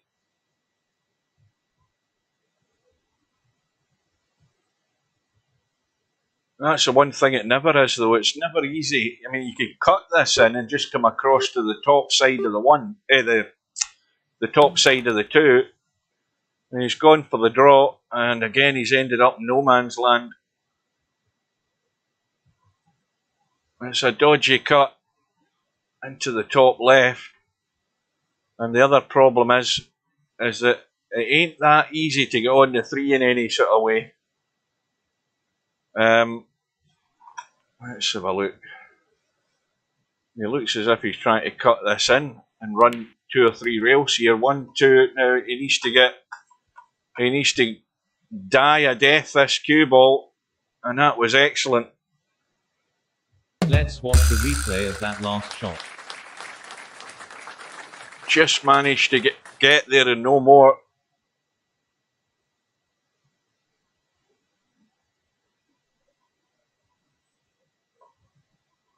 Now he needs to avoid the 7.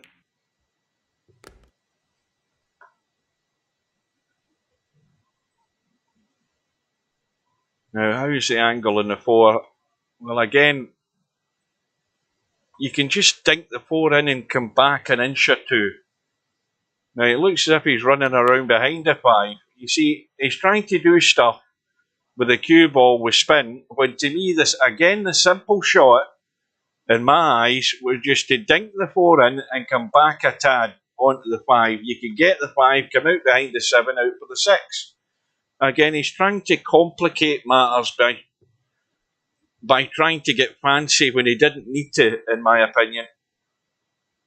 I don't know what anybody else thinks, but to me, the simple shot there was just a little controlled, stunny little draw. You know what I'm talking about. Just to get that little jab into the cue ball and leave yourself that cut in the 5 past the 9 ball there. You'd plenty of room to get to it past the 9 ball.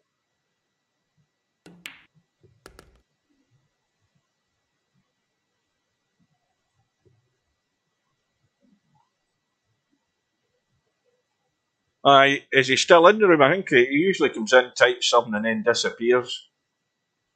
Oh no, he's still there. He's kept quiet.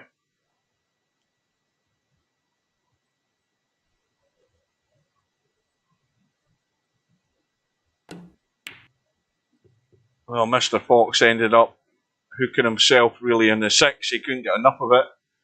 And Spectre Dawn is going to be on the hill.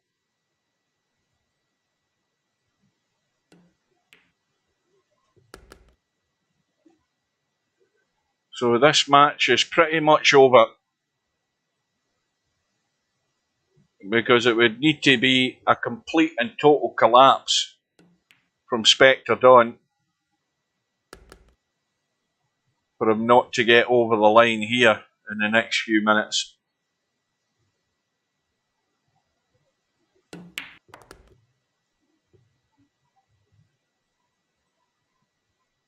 Now, there was only 14 in the tournament tonight, but I still think it's went on. I think last week's was about 3.5 hours. This is still short of 3.5 hours, but we had 2 players less in the tournament this week. It may well still be shorter than last week.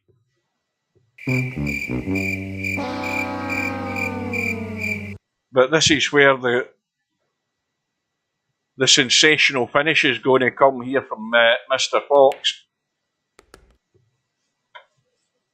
Now, again, there's a slight angle in the 2, so you just spin it up the table. And immediately he's got a problem because he wanted to open that up to come up this way rather than coming tight around the corner and leaving the bedhead cut. He's now got to run the cue ball.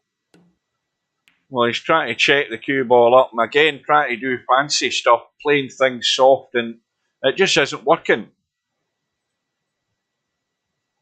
But it all went wrong from the previous shot by not getting the cue ball on the mark. And trying to play these wee delicate shots with loads of English on them, you're putting far too much. You're giving yourself too much problems by trying to execute difficult control shots. You know, watching how that the cue ball's tweaking with the spin that you're putting on it, the squirt that's going in the cue ball, you know, all of that comes into factors. And when you start playing things slow like that, you end up looking a bit of an umpty by pushing balls into jaws and stuff.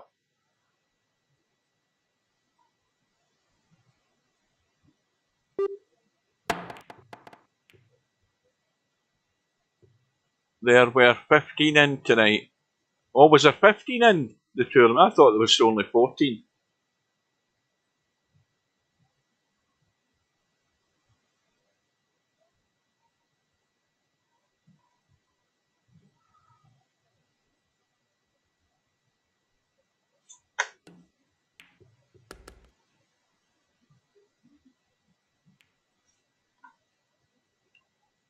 Again, what does he want to try and do here? I mean, he can just drop through for the long 5 up the table.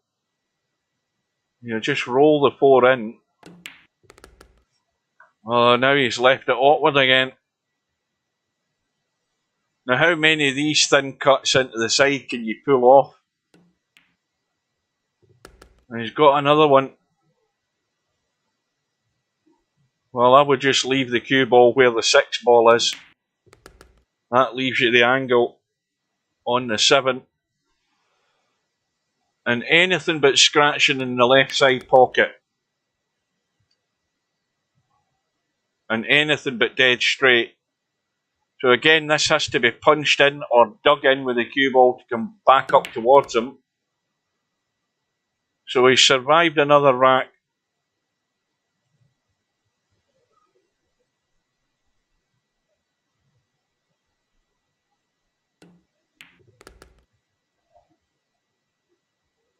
But he's got to get on a roll here. Trailing before.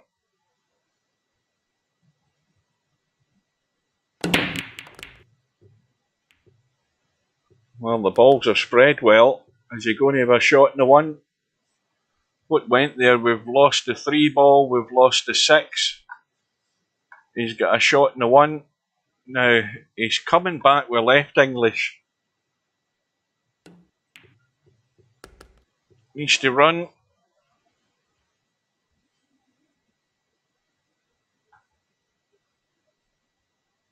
Now, again, the most obvious shot is just to go forward and come down for the 4 into the side.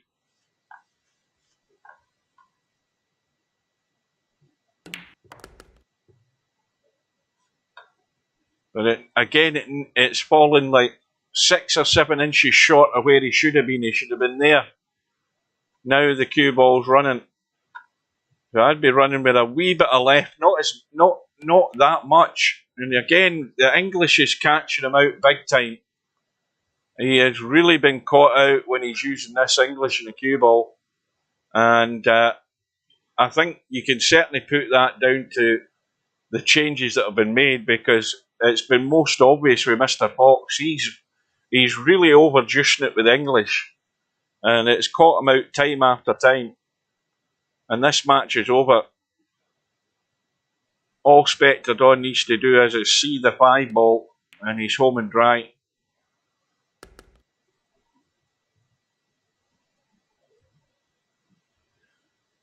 Well, this could run 3 rails if he gets the spin working and come around and out into the 7, miss the 7, come around and out, and that's perfect. Now, if he wants to, he can do something similar the other way and come into the gap between the 9 and 8, but he's checking it with right English to straighten the cue ball up. He could have went fancy there and went 3 rails in the gap between the 9 and 8. It would have still worked. But there's a risk of bumping into something. That was a surefire way of avoiding it. So again, it's well done to Spectre Don. It's another one to his collection. He's won this week's Friday Night 9 ball by 9 racks to 4. And Mr. Fox is going to have to get a bit of table time in, because if he's going to use that amount of English in a lot of these shots, he's got to find the line, and he needs a bit more table time to get used to it, because that's definitely what's catching him out there. So, well, with the 1 player less in it, Spectre Don gets another 735 V dollars. The runner-up, Mr. Fox, gets 370. It goes back to what 5th and 6th. Fifth and 6th who get 135. So they're still out of pocket, those guys. 4th place gets 185, and 3rd place gets 245. So that is it for Friday Night 9 ball this week's chaps. It's finished 3 hours and 26 minutes or so. So it is an early night for me. Thanks to everybody for watching, and I will bid you good night. And we'll see you later, guys. And if anybody sees Mal, tell him the 9 ball world championship's on. I don't know whether he does know it. I'd like to see him in it again. Whether he's going to stay in it when he does get in it, that's another story. But we won't go there, right? Take care, and we'll see you again soon, guys.